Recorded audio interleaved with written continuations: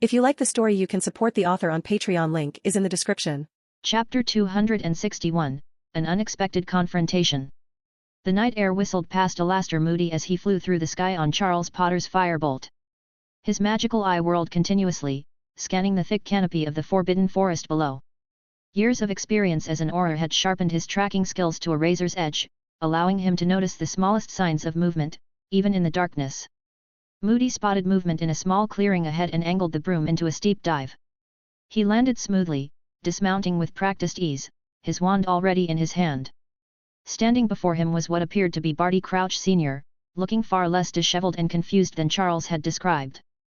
"Barty," Moody called, his voice gruff, his wand raised and ready. Every instinct, honed over decades of fighting dark wizards, screamed that something was very wrong. "What's this I hear about you losing your mind and mumbling for Dumbledore? You gave young Potter quite a fright." The man who looked like Crouch shifted uneasily, a flicker of something fear? Calculation, crossing his face. "Was I? I'm afraid I don't remember much. Must have been a bad reaction to a potion I took earlier. Experimental stuff from the Department of Mysteries, you understand. Leaves one a bit confused for a while. But I'm right as rain now, thankfully." Moody's eyes narrowed, his suspicion growing with every word. "Is that so? And is this the same potion you've been drinking here at Hogwarts? That new habit everyone's been talking about?" "Yes, that's right," Crouch replied smoothly, though there was a tension beneath the surface. "Nasty side effects, but quite effective when it works properly. Care for a sip? Might do that leg of yours some good." "No thanks," Moody growled, his magical eye suddenly swiveling towards a nearby bush. "I don't much like the taste of polyjuice. Leaves a funny aftertaste, don't you think?" Crouch's composure cracked, a flash of panic crossing his face before he masked it. "Polyjuice? What do you mean?" Moody's magical eye fixed on the bush, detecting a hidden presence. "Only that it would explain why there's someone else who looks just like you hiding in those bushes, Barty, or whoever you really are." The imposter's face twisted with rage, the careful mask of Barty Crouch Sr. slipping away to reveal the manic intensity beneath. "That eye of yours is quite the nuisance. I think I'd rather like to pluck it out of your skull." In an instant, both wizards raised their wands, and the forest erupted into a fierce duel. Spells crackled through the air, illuminating the darkness with flashes of red, blue, and sickly green. The peaceful night shattered with shouts of incantations and the explosive impacts of spells against hastily conjured shields. Despite his age and physical limitations, Moody moved with the precision and fluidity of a seasoned fighter. His wand cut through the air, casting shields and counterspells in rapid succession. Every movement was deliberate, every spell cast with the accuracy of a master duelist. His reputation as one of the most formidable Aurors was on full display. Crouch Jr., though younger and more agile, was outmatched by Moody's skill and experience. But fear of failure, fear of disappointing his master and ruining their plans pushed him to fight with the desperation of a cornered animal. "Stupefy!" Moody roared, the red jet of light barely missing Crouch Jr. as he dove behind a tree, the bark exploding where the spell struck. "Avada Kedavra!" Crouch Jr. countered, the sickly green light of the killing curse shooting just over Moody's head as the ex-Auror ducked and rolled, dodging another cruciatous curse that followed. The duel raged on, the forest around them bearing the brunt of their battle. Trees splintered under the force of spells, the ground scorched and cratered by mist curses. The air crackled with magic, the very atmosphere warped by the intensity of their fight. Moody pressed his advantage, and his experience was evident in every calculated movement. With a complex flick of his wand, he transfigured fallen branches into a pack of snarling wolves that lunged at Crouch Jr., forcing the younger wizard on the defensive. "Give it up, imposter!" Moody shouted, deflecting a bone-breaking curse with ease. "You're outmatched and outnumbered. It's only a matter of time before reinforcements arrive. You can't win this." Crouch Jr. snarled, his eyes wild with a mix of hatred and fear. He knew Moody was right, he was outmatched in both skill and experience. But surrender wasn't an option. Failing meant not just capture, but the disappointment of his master, the collapse of their grand plan. He readied himself for one final attack, pouring all his remaining strength into a desperate strike, when fate intervened. Moody's magical eye suddenly swiveled sharply, detecting movement in the shadows beyond the clearing. "Who's there?" Moody barked, his wand still trained on Crouch Jr. "Come out where I can see you." From the darkness emerged two figures. One was a small, hunched man with watery eyes, Peter Pettigrew. In his arms was something that made even Moody's blood run cold, a twisted, infant-like creature radiating a palpable sense of malevolence. Well, well, Moody growled, his voice filled with disdain.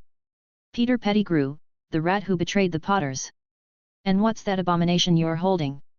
Pettigrew's voice shook as he answered, you should show more respect, Moody. This is my lord.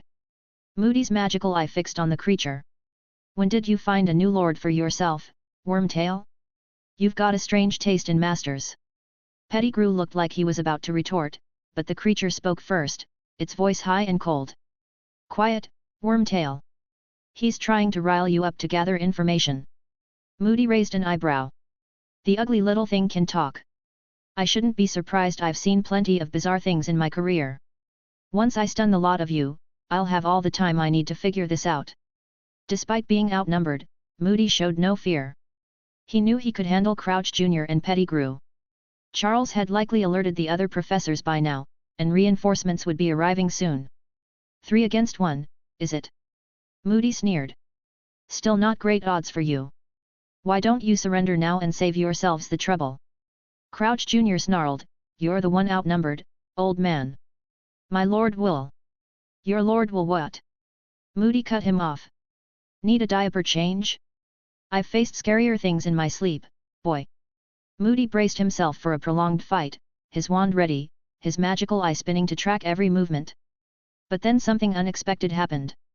The twisted creature in Pettigrew's arms raised a skeletal arm, holding a wand in its grotesque fingers. Enough of this nonsense, the creature hissed. Stupefy. A jet of red light shot from the wand, catching Moody completely off guard. He had not expected the strange creature to be capable of casting spells, let alone doing it so well. The spell was quick, and even as Moody began to understand what was happening, it was already too late. The seasoned Auror, who had survived countless battles and outsmarted many dark wizards, had no defense against this unexpected strike.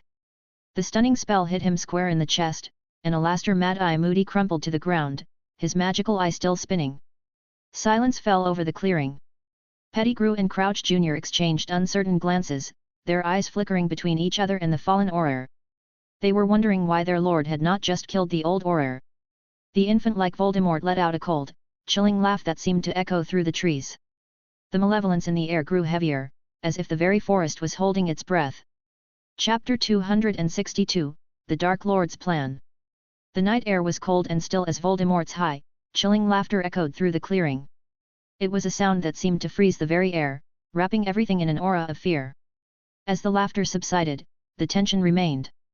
Barty Crouch Jr., still tense from the recent fight with Moody, couldn't contain his curiosity any longer. My lord, Jr. ventured cautiously, his voice barely above a whisper, if I may ask, why did you only stun the old Auror? Wouldn't it have been safer to, well, dispose of him? Voldemort's lipless mouth curved into a cruel smile.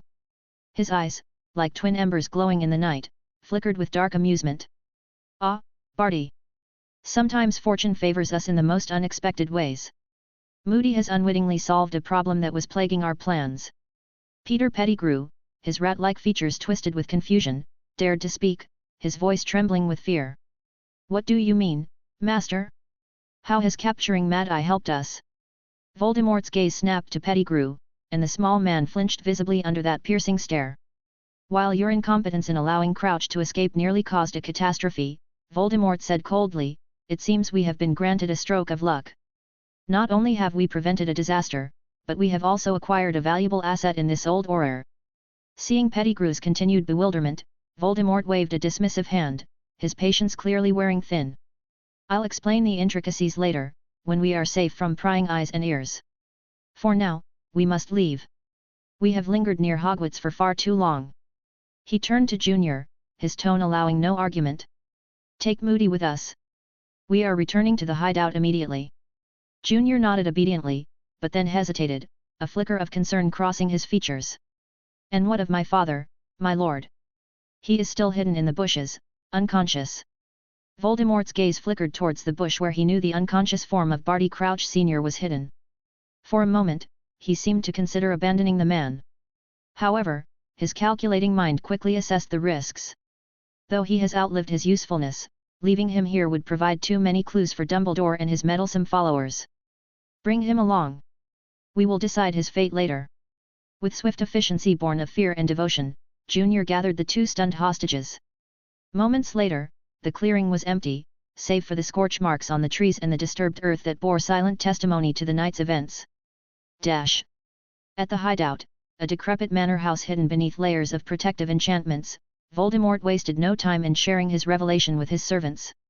Seated in a high-backed chair before a roaring fire, the Dark Lord's twisted form radiated malevolent energy as he spoke. Our plan to reach Charles Potter was flawed, he began, his high, cold voice filled with cruel excitement. The map in Hadrian Potter's possession forced us to make compromises, introducing unnecessary risks. We needed Junior close to Charles, but doing so without revealing the truth to Hadrian was nearly impossible. His red eyes gleamed in the firelight as he delivered his conclusion. Now, with Moody who clearly has a close relationship with Charles, our chances of success have increased exponentially. Crouch Jr. listened intently as Voldemort outlined the revised plan, his eyes shining with fanatical devotion. He would assume Moody's identity, using the Auror's position at Hogwarts to guide Charles Potter to the Triwizard Cup during the third task. With Moody's identity, Voldemort hissed, you can also make subtle moves to thwart Hadrian Potter from reaching the cup first. But, my lord, Crouch Jr. interjected hesitantly, fearing his master's wrath but needing clarification, I know nothing of Moody's recent activities at Hogwarts or his secrets. The deception could easily be discovered. Surely, Dumbledore will see through it. Voldemort's cruel smile widened, revealing sharp, yellowed teeth. That is easily remedied, my faithful servant. With skillful mind magic, I will extract the necessary memories from Moody. You will have everything you need to maintain the charade.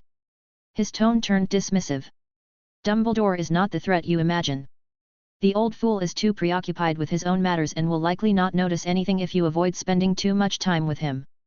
Use excuses, say you are investigating something. I know Dumbledore well, he will not suspect. As they delved into the plan's finer details, Pettigrew nervously attempted to interject, perhaps hoping to redeem himself in his master's eyes. Voldemort's response was swift and merciless, a cruciatus curse that left Wormtail writhing on the floor, his screams echoing through the dilapidated manor. Your incompetence nearly ruined everything, Wormtail, Voldemort snarled, his voice dripping with contempt. Gaining Moody does not mean you are forgiven. Be grateful I still have use for you. When Pettigrew finally managed to catch his breath, he asked about the Marauders map and how Moody's presence solved their problem. Voldemort's eyes glittered with malicious triumph as he gave his command.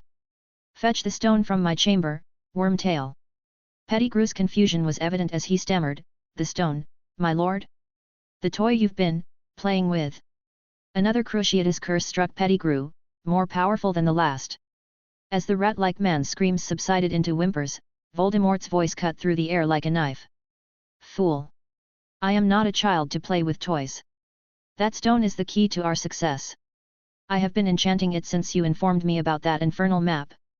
Voldemort explained that the stone, once bound to Junior, would render him undetectable to magical tracking, including the Marauders map. It is not foolproof in that it will completely remove you from the map, which, if not handled well, would lead to suspicions, he admitted, his tone calculating. However, combined with careful planning, it will suffice. With the plan set, Voldemort turned his attention to their captive. Enervate, he hissed, and Moody's eye snapped open. The grizzled Auror found himself staring at a bizarre scene, Pettigrew cowering in a corner, Crouch Jr. looking triumphant, and the grotesque, infant-like creature perched on a chair. The same baby-like figure whose spell had caught him off guard and led to his capture. Moody growled, his magical eye spinning wildly as he took in his surroundings. He had been caught off guard because he had not expected the strange creature to be capable of casting spells so effectively. The spell had come fast, and even as Moody realized what was happening, it was too late. Quite the gathering we have here, he said, his voice dripping with sarcasm. Catching an old man like me in a sneak attack. Pettigrew, you sniveling rat. And young Crouch not so dead after all, I see. It seems old Barty has been keeping secrets. His gaze then settled on the creature in the chair. And you must be some kind of failed garden gnome. Not much of a master if you need a sneak attack to beat me. The creature's red eyes flashed with fury. You dare mock. But Pettigrew, indignant at the insult, cut in. That's the Dark Lord, you fool! Show some respect! Moody's bark of laughter filled the room, echoing with defiance. The Dark Lord? This scrawny thing? Looks like a half-boiled potato to me. Is this what became of Voldemort after that night? This is a memory I'll cherish every time I cast a Patronus. Voldemort's eyes flashed dangerously, his small form seeming to swell with rage. You dare mock Lord Voldemort? Moody's laughter only grew louder. Lord? You look more like a failed potion experiment. What's wrong, Voldy? Couldn't make it past the afterlife's front gate, so they sent you back like this. Voldemort raised his wand, fury etched on his serpentine features, but he hesitated. He needed Moody alive for the polyjuice to work. This moment of restraint did not go unnoticed by the seasoned Auror. Moody, sensing Voldemort's reluctance, pressed on. He wasn't afraid of death, what scared him was being used in some twisted plan. His voice carried a mocking edge as he addressed Pettigrew again. Tell me, Wormtail, does he need changing often? Must be exhausting, babysitting the Dark Lord. Pettigrew spluttered, but Voldemort silenced him with a glare that promised further punishment. Turning back to Voldemort, Moody continued his taunts. Go ahead, finish me off. Or are you too weak for even that? The great Lord Voldemort, reduced to this pathetic state. It would be funny if it weren't so sad. Voldemort's patience snapped. Crucio! He screeched, his voice high and filled with fury. The curse hit Moody like a sledgehammer. His body convulsed, every nerve ending aflame with pain, but he refused to scream. Through gritted teeth, he managed to growl, Is that all you've got, Baby Mort? How do you like the new name? I just came up with it. Voldemort lifted the curse, his red eyes gleaming with a mixture of fury and reluctant admiration. You're a fool, Alastair Moody. But a brave one. It's almost a pity we need you alive. Moody, panting and in agony but still defiant, spat back, Whatever you're planning, Baby Mort, it won't work. Better wizards than you have tried to break me. Voldemort's lipless mouth twisted into a sinister smile. We shall see, Moody. We shall see. As dawn approached, Voldemort began extracting Moody's memories, his wand delving into the Auror's mind with brutal efficiency. Crouch set about brewing a fresh batch of polyjuice potion, the bubbling cauldron filling the room with acrid fumes. Pettigrew, still reeling from his earlier punishment, tended to Voldemort's weakened form, his movements skittish and fearful. Hours passed in grim labor, the silence broken only by Moody's occasional grunts of pain and the cauldron's bubbling. As the first rays of sunlight began creeping over the horizon, Voldemort made a final discovery in Moody's memories. This will solve our last problem, he declared triumphantly. A special trunk that can shrink and contain people. Place Moody inside, shrink it, and keep it with you. His name will appear on the map wherever you go. Hadrian Potter will suspect nothing. Voldemort's eyes gleamed with malice. That boy has been a thorn in my side for far too long. Once I regain my body, he will learn the price of meddling in my plans. Crouch Jr. meticulously went through the extracted memories, absorbing everything needed for the deception. Once satisfied, and after thorough testing from Voldemort, he took a new dose of polyjuice potion. The transformation was excruciating, his body twisting and reshaping into the form of the grizzled Auror. As he adjusted to his new appearance, fitting on the wooden leg and magical eye, Junior examined himself with grim satisfaction. This eye is quite useful, he muttered in Moody's gruff voice. I think I'll keep it once this is over. With Moody's memories, the shrunken trunk containing the real Auror secured in his pocket, and the enchanted stone concealed on his person, Crouch Jr. was ready to return to Hogwarts to begin the next phase of their plan. Before he left, there was one last piece of unfinished business. From the corner of the room, a muffled grunt drew everyone's attention. Barty Crouch Sr. was stirring, slowly regaining consciousness. Voldemort's gaze turned to Junior, his tone cold and commanding. He has outlived his usefulness, Barty. Deal with him. Without hesitation, Crouch Jr. dragged his father from the room, his face betraying no emotion. Moments later, a flash of green light from the corridor confirmed the deed was done. When Junior returned, there was no mention of his father, only the silence of those who knew there was no turning back. With Moody's appearance and memories, the shrunken trunk containing the real Auror securely in his pocket, and the protective stone hidden on his person, Crouch Jr. was ready to return to Hogwarts and begin the next phase of their plan. As Crouch Jr. disapparated with a sharp crack, Voldemort allowed himself a moment of satisfaction.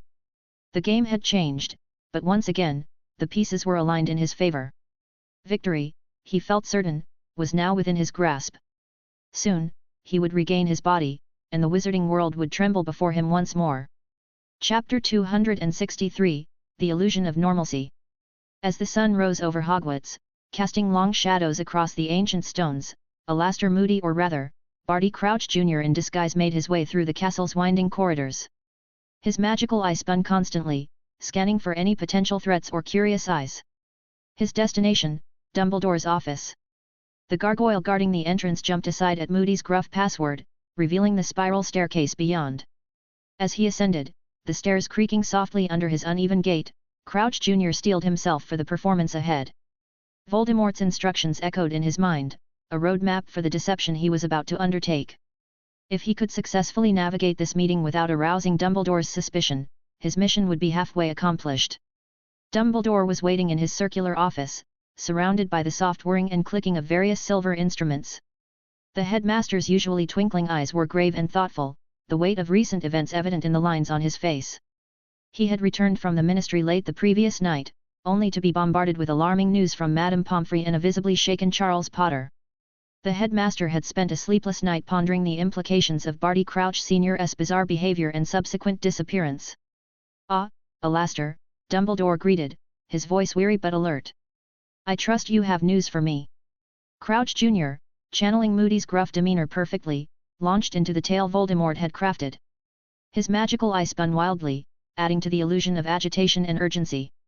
"Found Crouch at the forest's edge, Albus," Moody growled, his voice rough with feigned exhaustion.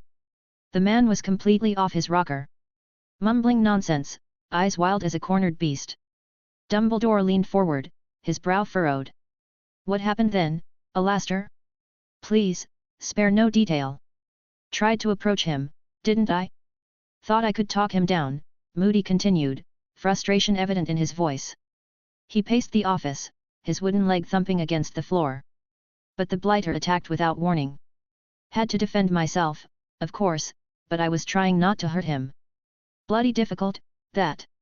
The man fought like he was possessed." "And then?" Dumbledore prompted. Moody's face twisted into a scowl. "That's when things went pear-shaped. Pettigrew, the sniveling rat, appeared out of nowhere. Didn't spot him till he was right on top of me. Animagus form, you see. Fit right in with the other rodents in the forest. Crafty little vermin. 2 against 1, Dumbledore mused. Moody nodded grimly. Fought them off, but they managed to slip away. Spent hours combing the forest, but the trail went cold. Constant vigilance wasn't enough this time, it seems." He shook his head, a perfect picture of self-recrimination. When Moody finished his report, the headmaster posed the question Crouch Jr. had been anticipating. "And what are your conclusions about this incident, Alastor? What do you make of Barty's condition?" "Barty's symptoms," Moody replied, his magical eye fixed unervingly on Dumbledore, "they're consistent with prolonged exposure to the Imperious Curse. Explains the ramblings, the erratic behavior. I'd wager he's been under it for months, maybe longer." He paused, allowing the implication to sink in. It's possible he was the one who put young Charles's name in the goblet. He certainly had the opportunity to get in close with the cup while it was at the ministry. Dumbledore's brow furrowed. "To what end, do you think? What could be gained by entering Charles into the tournament?" Moody's face twisted into a scowl. "Hate to say it, but Snape might be onto something. This could all be part of some elaborate scheme for the Dark Lord's return. The dark mark's been getting stronger, you've seen it yourself on Snape's arm. I will need to keep a close watch and guard Charles until this year ends. He is most likely the target of this plan." The conversation continued for nearly an hour, with Dumbledore probing and Moody responding, each answer carefully crafted to reinforce the narrative Voldemort had constructed. To make everything believable, Voldemort had even risked leaking most of their plans for his resurrection. Junior had been nervous about revealing so much, but Voldemort had convinced him that it was necessary to gain Dumbledore's trust. Finally, seemingly satisfied or perhaps simply having gathered enough information to ponder, Dumbledore dismissed his old friend. As Crouch Jr. left the office, descending the spiral staircase, he couldn't be certain whether Dumbledore had fully bought the story. The old wizard's face had remained impassive, giving no hint of his true thoughts. But Crouch Jr. took comfort in his master's confidence. If the Dark Lord believed this would work, then surely it must. The next order of business for Dumbledore was damage control. A British Ministry official attacking a champion from a rival school could spark an international incident. The headmaster summoned those involved: Charles Potter, Viktor Krum, and Igor Karkaroff to his office. The meeting was tense, with Karkaroff barely containing his outrage. However, Dumbledore's calm diplomacy prevailed. An agreement was reached to keep the incident under wraps, with Karkaroff grudgingly agreeing, hinting at some private arrangement with Dumbledore that seemed to satisfy his need for compensation. Charles, for his part, understood the need for secrecy. The revelation that a high-ranking ministry official had been under the Imperius curse would cause panic, potentially destabilizing the entire magical government. Moreover, he felt a sense of vindication. This proved his innocence in entering the tournament, a fact he clung to with relief, even as the weight of the situation settled heavily on his young shoulders. As classes resumed the following day, an eerie normalcy settled over Hogwarts. The halls buzzed with the usual chatter of students, their laughter and gossip echoing off the ancient stones as they remained blissfully unaware of the previous night's events. Even Harry Potter, typically the first to uncover any mystery within the castle walls, remained in the dark. The previous evening, after a pleasant walk with Fleur, Harry had retired to his room for some light reading before drifting off to sleep. The lack of close relationships with Charles and Krum, the people involved in last night's incident, left him oblivious to the whole unfolding drama that might have been crucial for his plans of confronting Voldemort. The days that followed passed in a whirlwind of activity. With owls and newts looming for many of the students, and the third task on the horizon, there was little time for idle gossip or investigation. The castle was filled with the rustle of parchment and the murmur of students revising incantations under their breath. Fleur, in particular, found herself torn between exam preparation and training for the final challenge. Her time with Harry dwindled, their moments together becoming precious islands of calm in a sea of stress and preparation. She could often be found in the library, her silvery hair gleaming in the lamplight as she pored over thick tomes, occasionally casting complex charms with a grace that belied their difficulty. Harry, for his part, threw himself into his studies with renewed energy. Under Professor Flitwick's guidance, he delved deeper into advanced charms and practical magic. With a potential battle looming in the near future, possibly involving many dark wizards, Harry knew that any extra preparation might prove invaluable. He spent long hours practicing in the room of requirement, the air crackling with the energy of his spells. Throughout this period, the impostor Moody moved through the castle with calculated caution. Aware of Harry's sharp instincts and the danger posed by the Marauder's map, both of which Wormtail had warned him about, Crouch Jr. took great care to avoid any suspicious behavior around Harry. His magical eye proved invaluable, allowing him to spot potential observers long before they could see him. He knew that if Moody suddenly started drinking from a hip flask at regular intervals, it might make Harry suspicious.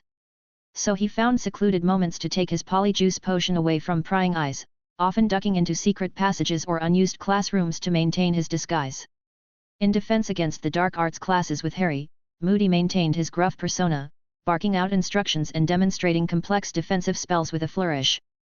However, he was careful to excuse himself at regular intervals, citing reasons like writing urgent letters to his Auror colleagues or needing to meet with Dumbledore. These absences allowed him to maintain his disguise without arousing Harry's suspicion. Harry completely trusted what the Marauder's map showed him. Since the map showed Moody as normal, there must be nothing wrong with him. As the days ticked by, the atmosphere in the castle grew increasingly tense. Fleur emerged from her newt exams exhausted but determined, immediately throwing herself back into preparation for the third task. She was determined to claim at least second place, a goal that drove her to push herself harder than ever. Viktor Krum, his brush with danger having only sharpened his focus, could be seen jogging around the lake at dawn and practicing advanced spell work late into the night. His stoic demeanor betrayed no hint of the ordeal he had faced in the forest. Charles Potter, feeling the weight of expectation more keenly than ever, split his time between the library and secluded corners of the grounds, practicing defensive spells and studying magical creatures. The revelation about Crouch Sr. had only heightened his sense that real danger lurked behind the tournament's glamorous facade, and he was resolved to be ready for whatever challenges lay ahead. As the day of the third task drew near, an air of anticipation settled over Hogwarts like a thick fog. Students and staff alike speculated about what challenges awaited the champions in the mysterious maze that had sprung up on the Quidditch pitch. Bets were placed in hushed whispers, theories were shared over breakfast in the Great Hall, and excitement built to a fever pitch. The very stones of the castle seemed to vibrate with the energy of anticipation.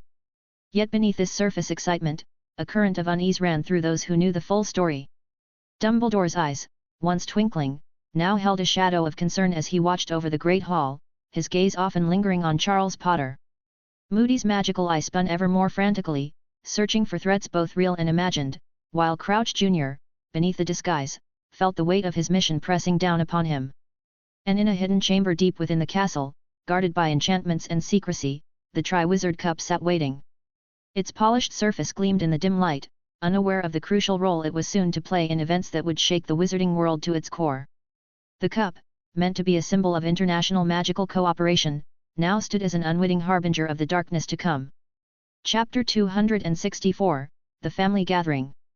The day of the third task dawned bright and clear, and the Hogwarts grounds were buzzing with anticipation. The excitement seemed to fill the air as the champions prepared for their final challenge. Their families arrived to offer support and encouragement, adding to the atmosphere. The Great Hall was filled with a mix of nervous energy and hopeful excitement as students and visitors gathered for breakfast. Harry entered the hall, his eyes scanning the crowd until they landed on a familiar face that immediately made him smile. Sirius Black stood near the entrance, his arm casually draped around Amelia Bones, both of them beaming with pride. Before Harry could call out, a small figure detached itself from Sirius's side and came barreling towards him with the unbridled enthusiasm only a child could muster. Harry! Aries Black, now 4 years old and full of endless energy, shouted as he ran across the hall, narrowly dodging between the legs of startled students and visitors.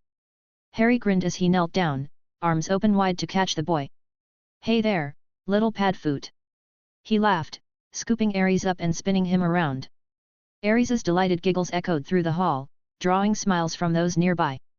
As Harry set Aries down, ruffling his hair affectionately, Sirius and Amelia approached, their faces alight with warmth. "Trying to steal my son's affection, are you?" Sirius joked, his grey eyes twinkling as he pulled Harry into a warm hug. "As if I'd need to try," Harry retorted with a smirk, before turning to hug Amelia, his greeting to her warmer than the more formal ones he often gave others. "It's great to see you all." Soon, Susan joined the group, her face flushed with excitement as she practically bounced on her toes. She was eager to show off her Hufflepuff friends to her aunt. "Auntie, you have to meet everyone!" she exclaimed, her eyes darting between Amelia and the cluster of yellow-robed students nearby. During the Yule Ball, many of them had gone home, but now you can meet them all.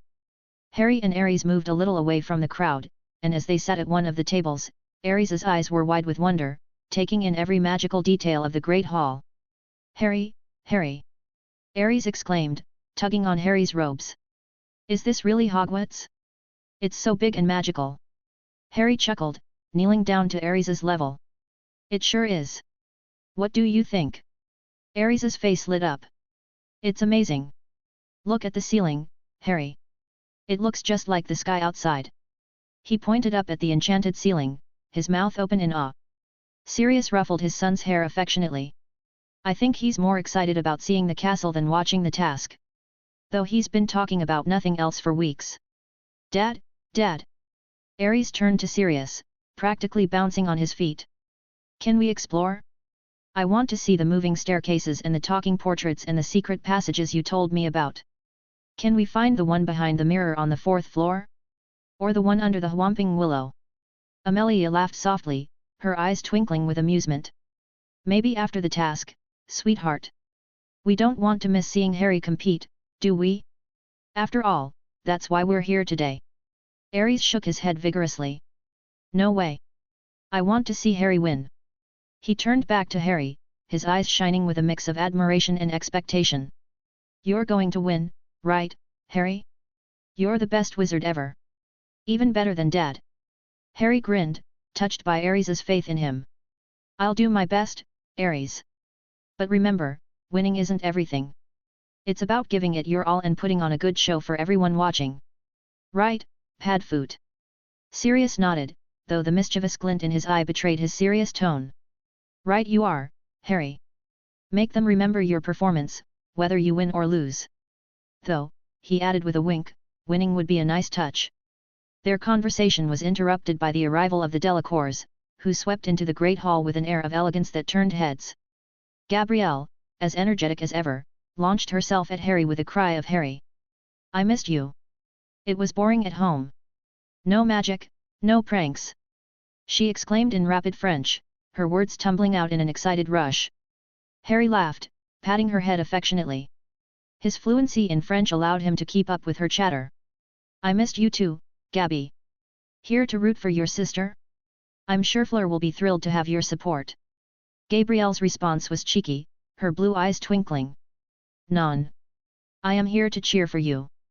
She stands no chance of winning, she declared, her loyalty to Harry clear.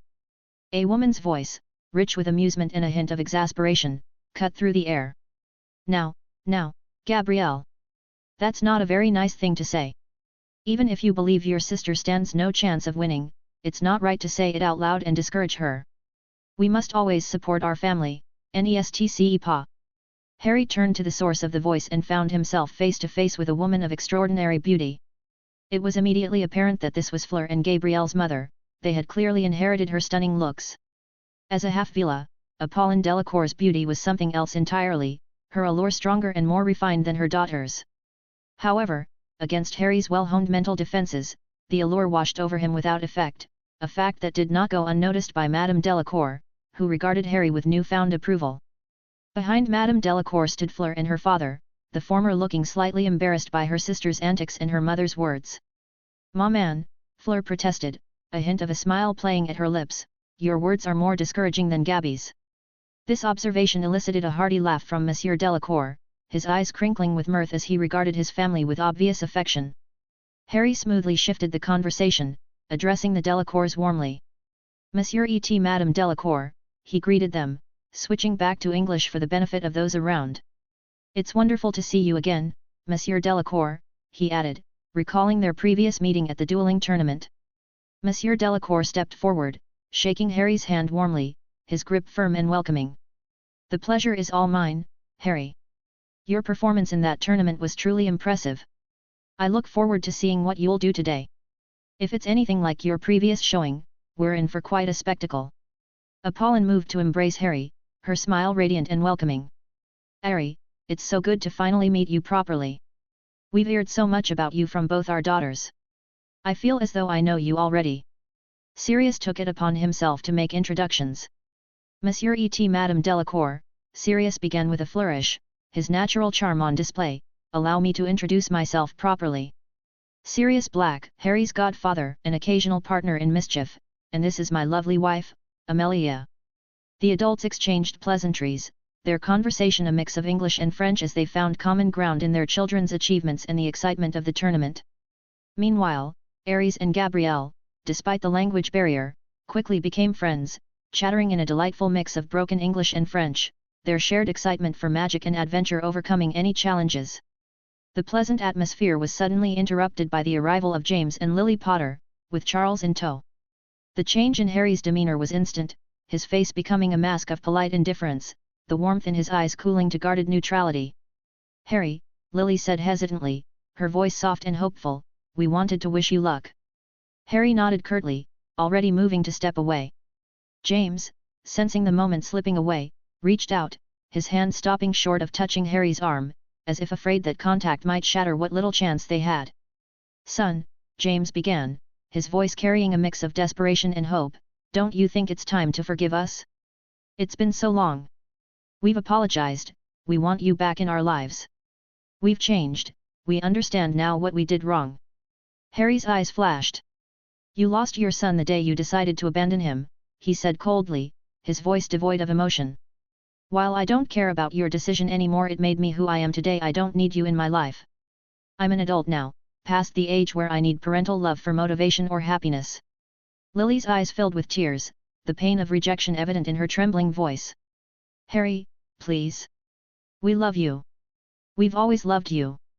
We made a terrible mistake, but we want to make it right."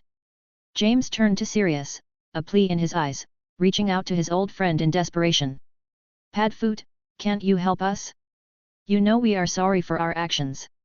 We were immature back then. We didn't think things through. We've learned, we've grown. Please, help us reach him." Sirius looked torn, memories of their shared past warring with his loyalty to Harry. The conflict was clear on his face as he glanced between his godson and his old friends. He wanted to fix his friendship with James and Remus, to recapture some of that old marauder spirit, but Harry was more important. In the end, he placed a hand on Harry's shoulder, a gesture of support rather than persuasion. Harry, seeing Sirius's conflict and understanding the pain this rift was causing not just to the Potters but to those caught in the middle, sighed deeply. He didn't need parents anymore, but he realized his cold attitude was also hurting people he cared about. So, with great effort, he pushed aside his instinct to shut them out and took the time to really think about it. The truth was, Harry didn't want to fix things with the Potters. He knew they were just too different, their beliefs and the way they thought were not the same. Even after everything, they were still close to Dumbledore, despite the role he played in everything that had happened. Harry was also keenly aware that in the future, when Voldemort returned, they would readily join the Order again, listening to Dumbledore's orders which would likely conflict with Harry's own plans and methods. While Harry didn't really want to fix their relationship, he recognized that for Sirius's sake, and because the Potters had respected his boundaries and hadn't constantly pushed for forgiveness, he could offer them a compromise. "It's too late for us to be a family again," Harry said, his voice calm but firm. "We don't see things the same way, and I don't think trying to force a closer relationship would work. The best I can offer," he continued, softening slightly as he saw the hope in their eyes, "is for us to treat each other like distant cousins. Your actions caused the death of the child you knew, and this Harry doesn't want to be your son. But we can be civil and coexist without hostility." James and Lily eagerly accepted this small gesture as if it were a lifeline. It wasn't much, but it was a start, a tiny crack in the wall Harry had built around himself, and they hoped that, over time, that crack might grow. "We understand," James said quietly, his voice thick with emotion. "We'll respect your wishes, Harry. Thank you for being willing to try. Good luck in the tournament. We'll be cheering for you." As they turned to leave, Harry called out to Charles, his voice filled with genuine concern. "Charles, be careful during the task. Take all precautions you can. If you find yourself in danger, your first instinct should be to run, not to play the brave Gryffindor. I have a feeling someone is targeting you, and it's better to be safe than sorry." Charles nodded seriously, a flicker of fear crossing his face. Harry's warning matched the uneasy feeling that had been bothering him, making his fears feel more real. "I'll be careful, Harry. Thanks for the warning." As the Potters walked away, Sirius squeezed Harry's shoulder, his eyes filled with pride and gratitude. "You okay? That couldn't have been easy. Thank you for doing this, for being willing to take even that small step for me." Harry nodded, a small smile tugging at the corners of his mouth. "I'm okay. I had to do this. You were becoming too serious being around so many serious people. I hope with the Marauders back in your life, this Sirius will go back to being a fun Sirius again." Sirius's eyes widened in mock outrage. "Hey! What's with all this serious talk? Only I'm allowed to make puns with my name. That's my thing." The two shared a laugh, the tension of the moment dissipating like mist in the morning sun. The group around them, having witnessed the tense exchange, rallied to lighten the mood. Gabrielle tugged on Harry's hand, babbling about how excited she was to watch him compete. Aries, picking up on the excitement, began to ask rapid-fire questions about the tournament. As the time for the task drew nearer, Harry found himself surrounded by the warmth and support of his chosen family. He caught Fla's eye across the hall, and they shared a smile, both drawing strength from the love that surrounded them. The third task and the possible confrontation with Voldemort loomed ahead, but in that moment, Harry felt ready for whatever challenges it might bring. Chapter 265, Before the Maze. The early summer afternoon sun bathed the Hogwarts grounds in golden light, casting long shadows across the castle lawns. Harry found himself surrounded by the warmth of family, enjoying a rare moment of peace before the evening's challenge. The Black and Delacour families had gathered near the lake, creating a private spot with conjured blankets spread across the grass. The gentle sound of the lake's waters lapping at the shore provided a calming background to their gathering. The dangers of the upcoming third task seemed momentarily forgotten as laughter and joy filled the air. Aries and Gabrielle, fast friends despite their language barrier, darted around the lake's edge, their youthful energy infectious. They paused occasionally to peer into the lake's depths, hoping to catch a glimpse of the giant squid. Their excited squeals echoed across the water whenever a tentacle broke the surface. Harry watched them with a content smile, finding their innocent enthusiasm more calming than any potion could be. In these precious moments, thoughts of the tournament and Voldemort's resurrection seemed distant and unimportant. "Papa!" Gabrielle called out suddenly, running back to the group with flushed cheeks and bright eyes. "Can Harry show us some magic? Silte plate." Monsieur Delacour chuckled, his eyes twinkling with amusement. "I don't think we should tire out our champion before his big task, ma petite. He needs to save his strength." "Oh, I don't mind," Harry said warmly, drawing his wand with a flourish.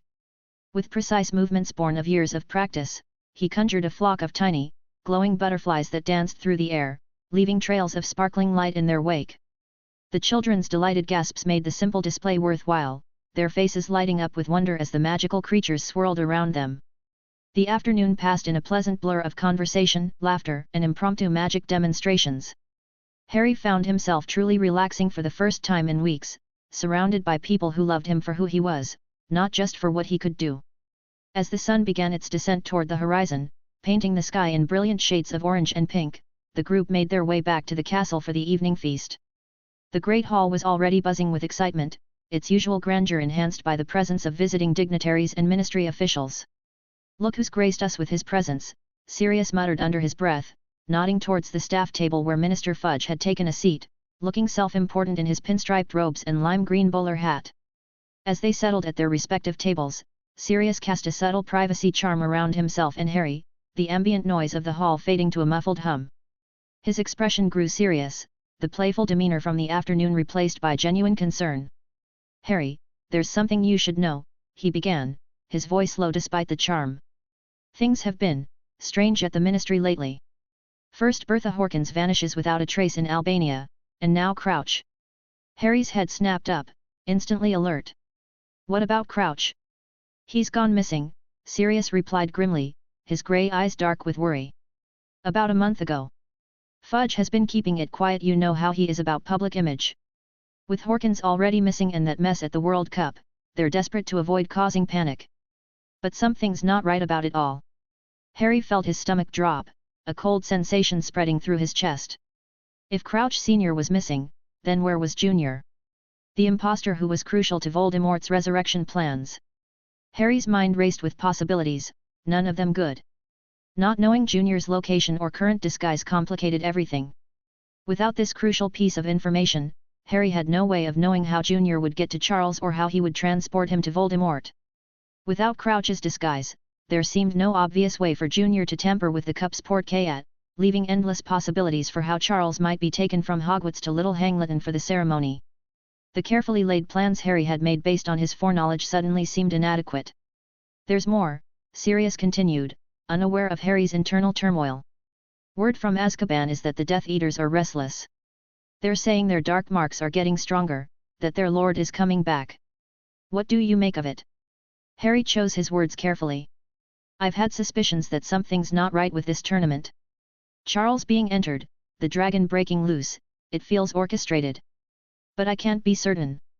"Be careful tonight, Harry," Sirius warned, his grey eyes intense with concern. "I've got a bad feeling about this task." He paused, then added, "Speaking of bad feelings, did you notice anything odd about Mad Eye at school? When I spoke to him before the feast, something felt off. Can't put my finger on it, but something wasn't quite right." Harry's heart skipped a beat. Could the timeline be correcting itself? Had Junior somehow managed to take Moody's place despite the changes? With practiced casualness, he pulled out the Marauder's map, activating it under the table while keeping his expression neutral. "I solemnly swear that I am up to no good," he whispered, scanning the map for Moody's location. The dot labeled Alastor Moody simply sat at the staff table, nothing apparently amiss. Sirius peered at the map, his brow furrowed in concentration. "Well, everything looks normal. Maybe I'm just jumpy with everything that's been happening. The map doesn't lie, after all. It's never wrong about these things. Can it be fooled?" Harry asked, trying to keep his voice steady. "Hidden from, yes," Sirius replied thoughtfully, stroking his chin. "But showing a false name? Never heard of it being done. And Moody's resistance to the Imperious Curse is legendary. No one's ever managed to control him. No, this must be the real Moody. I'm probably just being paranoid." At the staff table, the subject of their discussion was watching them intently through his magical eye. Barty Crouch Jr. suppressed a triumphant smile. The stone Voldemort had enchanted and the real Moody in a trunk in his pocket was doing the job perfectly, fooling even the notorious Marauder's map. His earlier slip with Black had been concerning, but it seemed their precautions had paid off. As the feast drew to a close, Dumbledore rose from his seat, his silver beard gleaming in the candlelight as his voice carried across the now silent hall. "Ladies and gentlemen, in 5 minutes' time, I will be asking you to make your way down to the Quidditch field for the third and final task of the Triwizard Tournament. Will the champions please follow Mr. Bagman down to the stadium now?" Harry rose from his seat, immediately surrounded by well-wishers and family. Sirius pulled him into a tight hug, his voice rough with emotion. "Show them what you're made of, pup. We're all proud of you, no matter what happens." Ares tugged at Harry's robes, his small face serious as he looked up at his godfather. "You'll win for sure, Harry. You're the best wizard ever." Fleur appeared at his side, her presence calming and familiar. Together, they made their way towards Bagman and the other champions, exchanging quiet words of encouragement. The 4 champions shared knowing looks, each understanding the gravity of what lay ahead. "Good luck, everyone," Harry said softly as they walked. "Whatever happens in there, let's make sure we all come out safely." Crumb nodded solemnly, while Charles managed a weak smile. As they walked through the Great Hall towards their destiny, Harry couldn't shake the feeling that they were walking into something far more dangerous than what he had planned for. The variables had changed, and he needed to be more careful than ever to ensure Charles and the others got out of this safely. The fact that Charles didn't have the brother wand to Voldemort's meant he would never survive a direct confrontation in the graveyard without Harry's intervention. Looking around at his fellow champions, each lost in their own thoughts as they followed Bagman towards the stadium, Harry silently prayed his preparations for the night would be enough. The maze loomed ahead, its dark hedges a stark reminder that sometimes the greatest dangers lie not in what we can see, but in what remains hidden until it's too late. Chapter 266, The third task begins. The champions walked onto the Quidditch field, though calling it that now seemed almost inappropriate. The once familiar pitch had been transformed beyond recognition. Towering 20-foot-high hedges, dense and dark, ran all around the edge, their leaves rustling ominously in the evening breeze that carried a chill hint of the night to come. In front of them was the entrance to the vast maze, the passage beyond it dark and foreboding, like the open mouth of some colossal beast waiting to swallow them whole. Torches flickered around the stadium, casting long shadows that danced on the hedges, making them seem alive. Charles let out a low whistle, his eyes wide as he looked at the maze.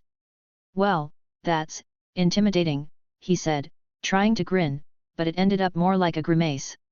His fingers fidgeted nervously with the hem of his robes, showing just how uneasy he was. "It looks alive," Fleur said, her voice carrying a hint of nervousness as she watched the hedges sway slightly, even though there was no wind. "I do not like how it moves when there is no wind," she added softly in French, a slight tremor in her tone. Victor Crumb simply grunted, but his usual stoic expression showed a hint of wary respect. He scanned the maze's walls as if looking for weaknesses or hidden dangers. Harry, however, wasn't focused on the maze itself. Instead, he looked up at what floated above it, massive mirrors suspended in the darkening sky, positioned at precise angles like silent guardians. Though dark for now, their purpose was obvious. The organizers had responded to complaints about the second task's lack of visibility for spectators, and now everyone would be able to see what was happening inside the maze. This was definitely different from what Harry remembered from the books. "Impressive, isn't it?" Bagman's cheerful voice broke through Harry's thoughts. The former Quidditch player beamed with enthusiasm, his round face flushed with excitement. After the concerns about the last task, the organizers put their heads together to come up with this. "Now everyone can watch your progress through the maze." He gestured towards the mirrors. "Quite the spectacle, wouldn't you agree? Of course, you champions won't be able to see anything in the mirrors, we've charmed them that way. Wouldn't want to make it too easy, would we?" Harry nodded absently, his mind already running through his strategy. Get to the cup quickly, end the task, and then track Charles. Simple and efficient. With his skills and power, he knew he could reach the cup far ahead of the others. Then he could focus on protecting Charles from whatever scheme was in motion. In the stands above, excited chatter filled the air as students and visitors gathered, the atmosphere electric with anticipation. The Black and Delacour families had prime seats, with Ares practically bouncing between Sirius and Amelia. "Can you see the mirrors, Papa?" Ares asked eagerly, his eyes shining with excitement. Will we be able to see everything Harry does? He leaned forward, gripping the railing with his small hands. That's the idea, pup, Sirius replied, ruffling Ares's hair, though his eyes held a hint of worry as they fixed on Harry below. The usual twinkle in his eyes was dimmed by concern. Keep a sharp eye out, you might learn a thing or two. Nearby, the Potters had taken their seats, James and Lily exchanging nervous glances as they watched their sons prepare for the task. Lily clutched a handkerchief tightly in her hands, her knuckles white. They'll be fine, James whispered, placing a reassuring hand on her shoulder. Our boys are strong. I know, Lily replied softly, her eyes never leaving Harry and Charles. I just can't help worrying. The fragile peace reached earlier in the day allowed the two families to share the same section without obvious discomfort. It was an uneasy truce, but it held for now. Gabrielle, sitting with her parents, was chattering rapidly in French about how Harry would surely win, while her mother tried to remind her to support her sister as well. The young girl's enthusiasm was infectious, drawing smiles from those around her despite the growing tension. On the field, Hagrid, Professor Moody, Professor McGonagall, and Professor Flitwick approached Bagman and the champions. They wore large, red, glowing stars on their hats, which shone brightly as the light dimmed. Hagrid's massive form towered over the others, his eyes filled with a mix of pride and concern. We are going to be patrolling the outside of the maze, Professor McGonagall explained, her tone brisk but carrying an undercurrent of concern. If you get into difficulty and wish to be rescued, send red sparks into the air, and one of us will come and get you. Do you understand? The champions nodded, each processing the information in their own way. Fleur took a deep breath, bracing herself. Victor gave a curt nod, his face unreadable. Charles swallowed hard but stood straighter, determination in his eyes. As the patrollers moved to their positions, Harry felt something slip into his pocket, a subtle movement so smooth he almost missed it. He kept his face neutral, even as his mind raced to figure out what had happened. Only Moody had been close enough, and only he had the skill and intent to slip something into Harry's pocket unnoticed. It looked like Sirius's suspicions were right. There was something wrong with Moody, even if the Marauders' map had shown nothing strange. Good luck, Charles, Hagrid whispered as he passed, though his booming voice made sure everyone heard him. The patrollers split up, heading to their assigned positions around the maze. Bagman raised his wand to his throat. Sonorous. His magnified voice echoed across the stadium, capturing the crowd's attention instantly. Ladies and gentlemen, the third and final task of the Triwizard Tournament is about to begin. Let me remind you how the points currently stand. In first place with 96 points Mr. Hadrian Potter of Hogwarts. The cheers were deafening, birds scattering from the Forbidden Forest at the noise. Harry could hear Ares's excited shouts even over the general applause. In the second place, with 85 points Miss Fleur Delacour of Beauxbatons Academy. More cheers erupted, the Delacours beaming with pride. In third place with 68 points Mr. Charles Potter of Hogwarts. And in fourth place Mr. Victor Crumb of Durmstrang Institute. So, on my whistle, Mr. Potter. Bagman announced, practically bouncing with excitement. The crowd hushed in anticipation. 3, 2, 1. The whistle pierced the air, sharp and clear, and Harry stepped into the maze, moving calmly and confidently. As he crossed the threshold, the crowd's noise faded abruptly, as if someone had turned a dial to mute. The towering hedges cast deep shadows across his path, and the only sounds were the rustling leaves and the soft crunch of his footsteps on the grassy path. Lumos, Harry murmured, raising his wand. The light from the wand lit up the place, showing Harry the path forward. The hedges behind him began to shift, sealing off the entrance with a soft rustling that sent a shiver down his spine. Harry's eyes narrowed as he assessed the situation. It seemed this maze would combine the worst aspects of both versions of the world he remembered from the books and movies: moving hedges and numerous obstacles. A challenging combination, but nothing he couldn't handle. Or so he thought, until he remembered the object slipped into his pocket. Pausing in his advance, Harry retrieved the piece of parchment, unfolding it carefully. As he read the hastily scrawled message, anger began to build inside him like a wildfire threatening to burn out of control. The note was clear: reach the cup first, and Fleur would not survive the maze. Harry's first reaction was pure rage. His grip on his wand tightened until his knuckles were white. This had to be Barty Crouch Jr.'s doing. Despite the Marauders' map showing nothing unusual, despite all the precautions, somehow the Death Eater had infiltrated Hogwarts as Moody. The magical eye, the slight oddness Sirius had noticed, the perfectly timed sleight of hand with the note, it all pointed to one conclusion: Moody was an imposter. His plans crumbled. He couldn't risk Fla's safety, no matter how much he wanted to end this quickly. The original strategy, reach the cup, win the tournament, then protect Charles, was no longer possible. He needed to find Fleur first, make sure she was safe, and then they could continue together. If Junior really dared to put her in danger. Harry's magic swirled around him, responding to his fury.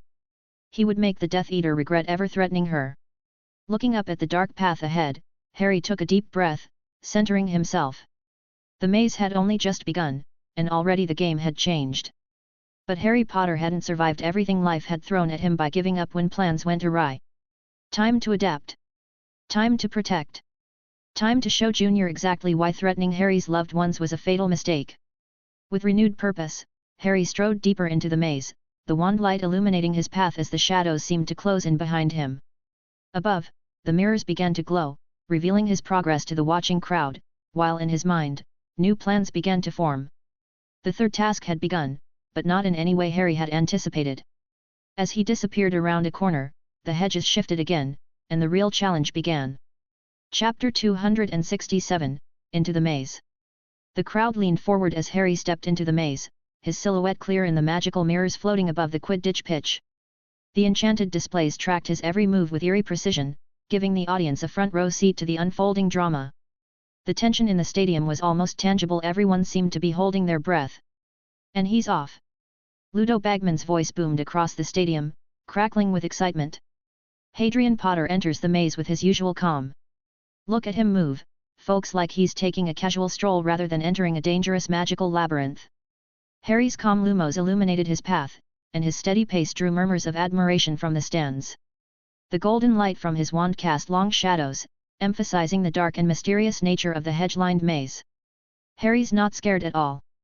And it's so dark in there, Ares marveled, bouncing in his seat. His wide eyes reflected the lights from the magical mirrors as he watched Harry's progress, his gaze intense and unwavering. Sirius, seated beside him, watched with trained eyes, noticing details others missed: the relaxed grip on Harry's wand, the way his gaze methodically scanned his surroundings. Through the mirrors, the crowd saw Harry slip his hand into his pocket. What's this? Bagman's voice rose with feigned suspense. Our champion seems to have found something. A clue, perhaps? Though I don't recall placing any. The audience held its breath as Harry unfolded a piece of parchment. His expression changed instantly, the calm demeanor replaced by something darker. Even those unfamiliar with Harry noticed the shift. His posture stiffened, and tension coiled in his shoulders like a spring. Sirius straightened in his seat, his casual demeanor vanishing. Something's wrong, he muttered to Amelia, his eyes narrowing in concern. Look at his face. Indeed, Harry's features had hardened into a mask of cold determination. The mirrors flickered slightly, as if reacting to the surge of barely contained magic radiating off him. His jaw clenched, and his eyes, once calm and focused, were now sharp and filled with purpose. Monday Dieu, Apollon Delacour whispered, her hand over her heart. What has upset him so? Her eyes darted between the mirrors and her daughter, who was waiting to enter the maze, concern clear on her face. A murmur rippled through the crowd as the excitement gave way to unease. The change in Harry's demeanor had not gone unnoticed, and it left a weight hanging over the spectators, a sense that something far more serious was happening. Well, well. Bagman continued, seemingly oblivious to the shift. Mr. Potter seems to have found something intriguing. Was it a clue or a clever trick by one of his fellow champions? We couldn't see what it said, but I suppose we'll find out soon enough. The tension broke as Harry started moving again, but this time with an urgency that hadn't been there before. His footsteps were quicker, his eyes darting to the shadows of the hedges as if searching for something or someone. Bagman's voice rang out with a touch of confusion. And now, wait, what's he doing? The audience watched as Harry approached one of the towering hedges, resting his hand against its dark foliage. What's he playing at? Someone in the crowd whispered. The answer came moments later as Harry began climbing the hedge. Startled laughter and murmurs of disbelief rippled through the stands. Would you look at that? Bagman's voice was gleeful. Mr. Potter trying to climb over the maze. It looks like he's eager to finish the task quickly, taking a shortcut. A novel approach, though I dare say the hedges won't appreciate it. As if on cue, the hedge came alive, its branches lashing out like angry snakes, forcing Harry back to the ground. Frustration flashed across Harry's face. He was in a hurry to finish the task before Fleur entered. He needed to keep an eye on her and neutralize the imposter Moody lurking somewhere. The hedge, however, wasn't cooperating. For a brief moment, he thought about summoning his sword and cutting the foliage to pieces. But using excessive magic was not an option, not when he needed to conserve his strength for the battles ahead. Climbing over the maze was still his best shot at saving time, and he wasn't ready to give up. Harry crouched and jumped, using the lashing branches as a boost to reach the top of the hedge. Merlin's beard. Professor McGonagall gasped, her hand at her chest. Such agility! From his vantage point atop the hedge, Harry could see the entire maze sprawling before him. He was just about to run along the hedge's edge when the enchanted foliage surged once more, tendrils twisting and grabbing at his legs, trying to pull him back down. Though the vines weren't hurting him, their determination to stop him was unmistakable. Extraordinary! Bagman bellowed. Mr. Potter demonstrating remarkable athleticism. But it seems the maze is intent on keeping our champion on its designated path. Sirius chuckled despite his growing concern. That's my godson, he muttered proudly. Always finding another way. First time I've seen his plans fail, though it's almost funny. Harry, realizing he was wasting precious time battling sentient hedges, jumped back to the ground. The parchment had clearly thrown him off balance, leaving him with scattered plans and bad ideas. Summoning his broom was out of the question. The hedges would block him. Burning them away would consume too much magic, and he couldn't afford to be drained before facing Voldemort. He felt cornered, unable to think clearly. There was one good option left, but he wasn't sure if he wanted to reveal it right now. The mirrors captured him pausing, eyes narrowing as he considered his options. His gaze flickered skyward, a calculating look crossing his face. Sirius saw it and recognized the thought forming in Harry's mind. He's thinking of flying, Sirius murmured to Amelia, his eyes filled with understanding. But he won't, Amelia responded, her voice tense. It raised too many questions.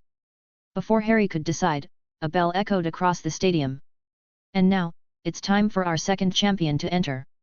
Bagman's voice announced cheerily. Miss Delacour, if you please. Fleur stood poised at the maze entrance, her silver hair glimmering in the fading light. Bonne chance, ma fille. Monsieur Delacour called out, his voice carrying a mix of pride and concern as the crowd applauded. Inside the maze, Harry stiffened. They were sending Fleur in already? It had barely been a few minutes since he'd entered. His plan to finish the task and end this before things got risky was slipping through his fingers. He shifted his priorities. Now, he had to find Fleur or intercept the imposter before anything happened. Protect Fleur or eliminate the threat, that was the mission now. And Mr. Potter is on the move again. Bagman called out, trying to inject excitement. Seems he's decided to stick to the traditional way of navigating a maze after all. Something's definitely wrong, Sirius murmured, his eyes narrowing. Every line of Harry's body radiated danger, and years of watching his godson had taught him to recognize when things were about to go south. In the maze, Harry moved with renewed determination, every step precise and calculated. Unbeknownst to the crowd, this was no longer a tournament task. It was a race against time, against a trap closing in from all sides. Chapter 268, Dark Turns in the Maze. Inside the maze, Harry moved with purposeful speed, his senses sharp and his wand ready. The hedges loomed high on all sides, their dark leaves rustling ominously. Harry's steps were silent, but his pace was quick. He couldn't afford to waste time. He had to complete his side tasks, making sure Fleur was safe and dealing with the fake Moody before Charles got to the cup and portkeed away to the graveyard. One of his plans for the day was to portkey along with Charles to ensure his safety while dealing with Voldemort's resurrection attempt. The maze seemed almost alive, shifting its paths and throwing dangers in his way. Harry heard skittering ahead and knew something large was approaching.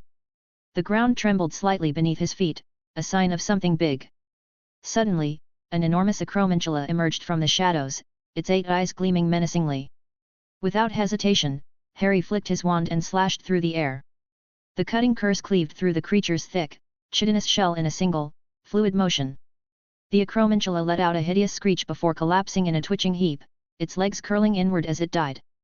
The mirrors above broadcast the scene to the audience, who gasped in awe. Ladies and gentlemen, Bagman's voice came, tinged with shock, that was a fully grown acromantula, dispatched with a single spell. Extraordinary skill from Mr. Potter. Bagman's enthusiastic commentary, audible only to the audience, created ripples of excitement in the stands. The champions, however, were isolated within the maze, their focus undisturbed by the ongoing narration. Harry pressed on, his eyes scanning every shadow. He rounded a corner, only to come face to face with another obstacle, a towering blast-ended screw-it. It turned its scorpion-like tail towards him, and Harry barely managed to dodge as it let loose a burst of fiery gas. "Not today," Harry muttered, his voice calm as he narrowed his eyes. He raised his wand and, with a powerful swish, unleashed a blasting curse. The force of the spell sent the screw hurtling backward through the air, crashing into the hedge with a bone-rattling thud. "Potter continues to display remarkable power and precision," Bagman shouted with growing excitement, his voice carrying across the stadium.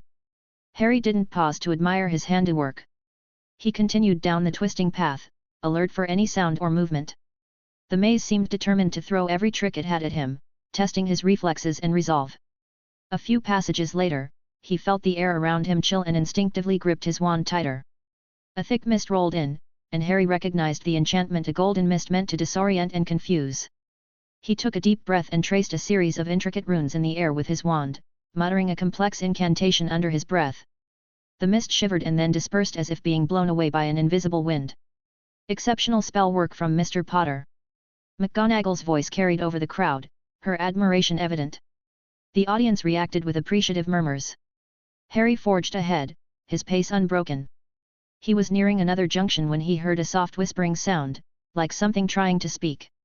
He stopped and looked around, only to see a shadow shifting unnaturally. A boggart. It began to change, attempting to latch onto his deepest fear. But before it could fully transform, Harry was ready. "Ridiculous," he intoned firmly.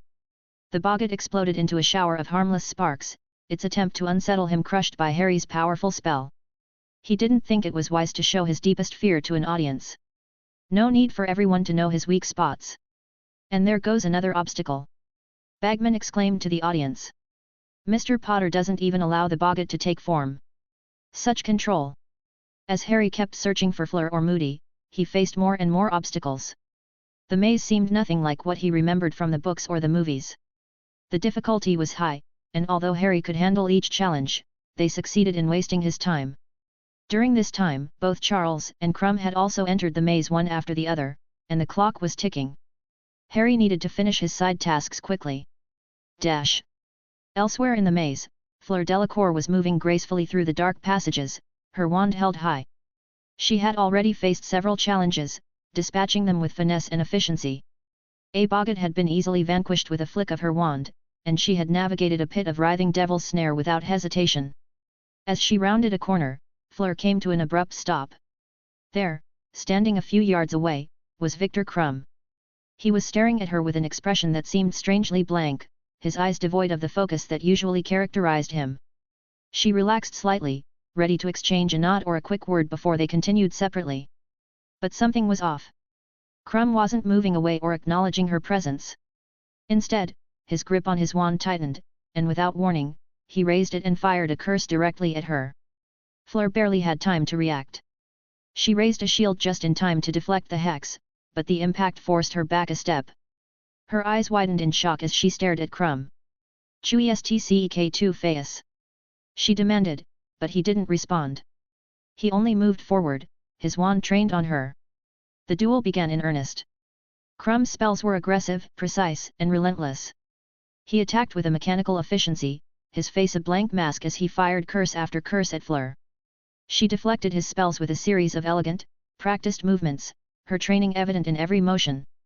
The crowd was riveted to the magical displays. Bagman's voice rang out with confusion, audible only to the audience.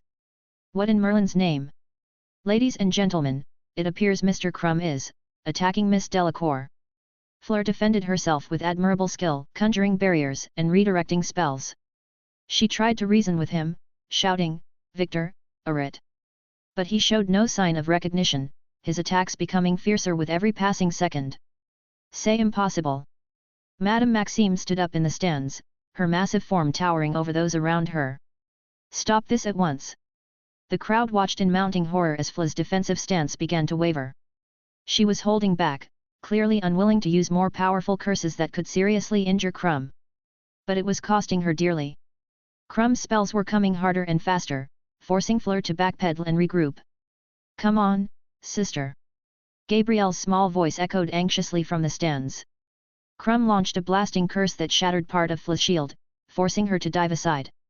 She retaliated with a series of quick stunners, but Krum deflected them effortlessly, his eyes cold and vacant. The duel had become a relentless exchange of spell work, each champion pushing the other to their limits. In the stands, Sirius muttered, "This isn't right. Something's got him, he's not himself." Krum advanced again, forcing Fleur into a corner. Her determination was evident, but the strain was showing in her eyes and movements.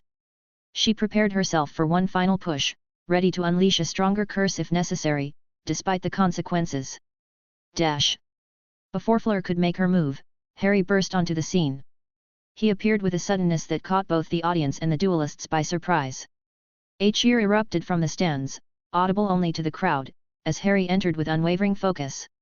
Without hesitation, he fired a precise stunning spell that hit Krum square in the back.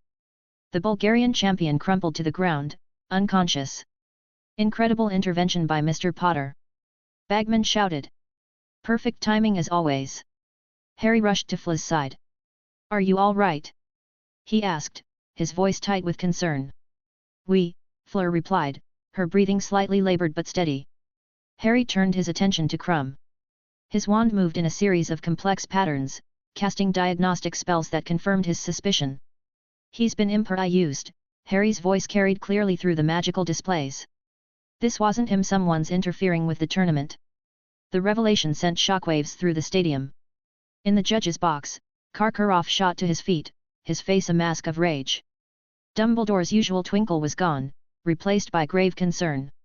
The task must be stopped. Amelia Bones in the stands insisted, but Bagman, after conferring quickly with the judges, shook his head. "The magic binding the tournament won't allow it," he announced, his usual cheer subdued. "The champions must continue."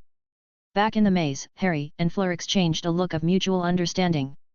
"We stick together from here," Harry said firmly. "Someone's playing a bigger game, and we need to watch each other's backs." Fleur nodded, her face set with determination. Together, they sent up red sparks to mark Krum's location, then set off deeper into the maze. Harry's next goal was to find Charles and reach the cup. The fake Moody was no longer the priority now that Fleur was safe. Chapter 269, A Race Against Time. With Fleur by his side, Harry felt his nerves finally settle. His mind started to clear, and his instincts kicked into gear now that the immediate danger to Fleur had passed. They had only minutes before Charles reached the cup, and they needed to act fast. "Right," Harry muttered, turning to Fleur. "Something sinister is going on, and we need to either catch up with Charles or finish the task so the rules break, and others can intervene to find the culprit." Fleur nodded, her wand still at the ready as her eyes scanned their surroundings. "What do you propose?" Harry's eyes lit up as an idea struck him. He quickly traced a series of complex wand movements in the air, and within moments, a tall cylindrical object sprouted from the ground and extended above the hedges. The contraption was topped with angled mirrors, and the audience watched in fascination as the magical construct gleamed in the dim maze light. "What is that?" Fleur asked, eyebrows raised in curiosity. "A periscope," Harry explained quickly, as if it were obvious. "It's a Muggle invention that lets you see over things you normally can't. Works similar to the mirrors above us right now. Thought it might be useful here." "Ah," Fleur murmured, intrigued but not fully understanding. She watched as Harry adjusted the mirrors with a few more flicks of his wand and then peered into the device. The audience was riveted, their murmuring growing louder as Bagman, barely understanding what Harry had created, tried to explain to the crowd. "Our young Mr. Potter has conjured up a, well, I'm not quite sure, but it seems to let him see above the maze." Ingenious thinking. Harry scanned the maze through the periscope, sweeping it side to side. The device gave him a bird's-eye view of the labyrinth, revealing all the paths and obstacles. He also quickly found the targets he was looking for: the Triwizard Cup and a moving figure, Charles. "Found them," Harry whispered. "The cup is just ahead, and Charles is on a good path. If we don't hurry, he'll reach it first." Fleur's expression tightened with determination. "Zen, let us move." They set off at a brisk pace, Harry leading the way as he mentally mapped out the quickest route from what he had seen. They worked seamlessly in unison, their combined skill cutting through the maze's obstacles with efficiency. A swarm of dangerous insects descended upon them, only to be driven away by Fla's expertly cast fire spell. A blast-ended Scroot blocking their path was dispatched by Harry in seconds. The audience watched in awe, held in suspense as obstacle after obstacle fell before the pair's combined strength. The mirrors above them captured every moment, and the crowd's excitement grew as they witnessed the champions' unwavering teamwork. As they rounded the last corner, their destination almost in sight, Harry's instincts screamed a warning. He quickly cast a strong gust of wind down the path ahead of them, and to Fla's surprise, the spell tore away an invisibility cloak revealing a grizzled man with mismatched eyes and a sneer. Barty Crouch Jr., masquerading as Mad Eye Moody. Moody? No. You can't be Moody. He wouldn't interfere in the tournament. Harry declared, narrowing his eyes. Who are you? Are you the one who sent me the threat and I used Crumb? Well, Potter, Crouch Jr. sneered, his voice dripping with false amusement. I wasn't planning to show myself so soon, but for my lord's plan to succeed, it seems I'll have to sacrifice myself to stop you. The magical mirrors captured the scene, and the audience murmured in confusion and alarm. Bagman's voice faltered as he tried to maintain his enthusiasm. It seems Mr. Potter has come across another challenge? Is that Professor Moody? Harry played along, acting confused. Your lord? What does your lord want with Charles? Crouch let out a low chuckle. Oh, Potter, always so clever, but not clever enough. You won't get anything out of me. My job is just to delay you. Let's see if you're as good at dueling as they say. Just you. Harry scoffed. If you were the real Moody, maybe you could stall me. But you? I don't think so. With that, the duel erupted. Harry began with full force, focusing on speed rather than power, knowing he had to conserve strength for what was to come. His spells struck rapidly, pushing Crouch into a frantic defensive stance. Fleur joined in, launching her own attacks to support Harry's assault. Crouch's grin quickly vanished as he found himself fending off a barrage of coordinated spells. The magical mirrors displayed every movement to the audience, the intensity of the duel rippling through the stands. Gasps and shouts echoed as spells ricocheted off the maze walls. Crouch relied heavily on the magical eye he had stolen, using it to deflect Harry and Fla's spells. But despite his efforts, he couldn't keep up with their relentless assault. His defenses crumbled under their combined attacks, and with a final Petrificus Totalis from Harry, Crouch fell to the ground, paralyzed. The duel had barely lasted a minute. The crowd above let out a collective sigh of relief, their anxiety momentarily lifted. Harry strode over to Crouch's paralyzed form, pulling a familiar flask from the imposter's pocket and throwing it aside. Polyjuice potion, he muttered, disgust evident in his voice. Harry guessed that Moody must be with Crouch Jr. somehow since that was the only way Crouch could have fooled the Marauder's map. He patted down Crouch's other pockets, his fingers closing around a small trunk. Enlarging it with a flick of his wand, Harry opened the trunk to reveal the sound of someone struggling inside. "Let me out!" came the muffled voice of the real Mad Eye Moody. The audience gasped in horror as the mirrors revealed the trunk's contents. Bagman's voice faltered as he tried to make sense of the scene. "Well, that was an eventful few minutes, and I cannot process what has happened. Hopefully, our judges will take over from here. It appears our champion has discovered something rather concerning." Harry knew he had to chase after Charles immediately, but he also needed to make sure Crouch couldn't escape or harm anyone else. In a moment of inspired punishment, he cast a few well-placed spells: an itching charm and a tickling charm. "That should keep you busy," Harry muttered darkly, recalling Crouch's earlier threats against Fleur. Who said only dark spells could be used for torture? Light spells, when used in creative ways, could do just as much harm. Turning to Fleur, Harry said, "We need to stop Charles, he's walking into a trap." Fleur nodded and readied herself. "Zen, let us hurry." Harry's heart pounded as he raced through the maze, his surroundings blurring into shadows and greenery. He hoped Charles had not taken the cup already and portkeyed away. That would complicate his plans. As Harry and Fleur rounded the last corner, the straight path to the cup became visible. The Triwizard Cup was there, shining just a few meters ahead. But they weren't alone. Charles was just feet away from the cup in front of them.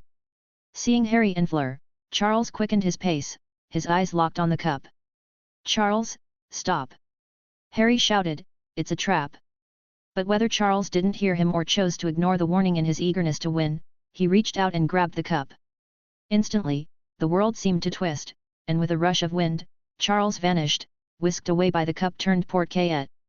Harry and Fleur skidded to a halt, reaching the spot just seconds too late. They stood in front of the empty pedestal where the Triwizard Cup had been. In the stands, the audience was frozen in stunned silence, the mirrors reflecting only an empty space where the cup once sat. Charles had disappeared, and unlike what the organizers had announced, he did not magically appear in front of them. Charles Potter was gone.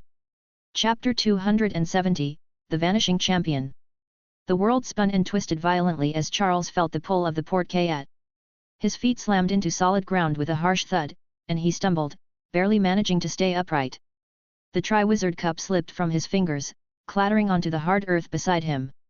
Dazed, Charles blinked, trying to make sense of what was happening, his breath coming in shallow gasps.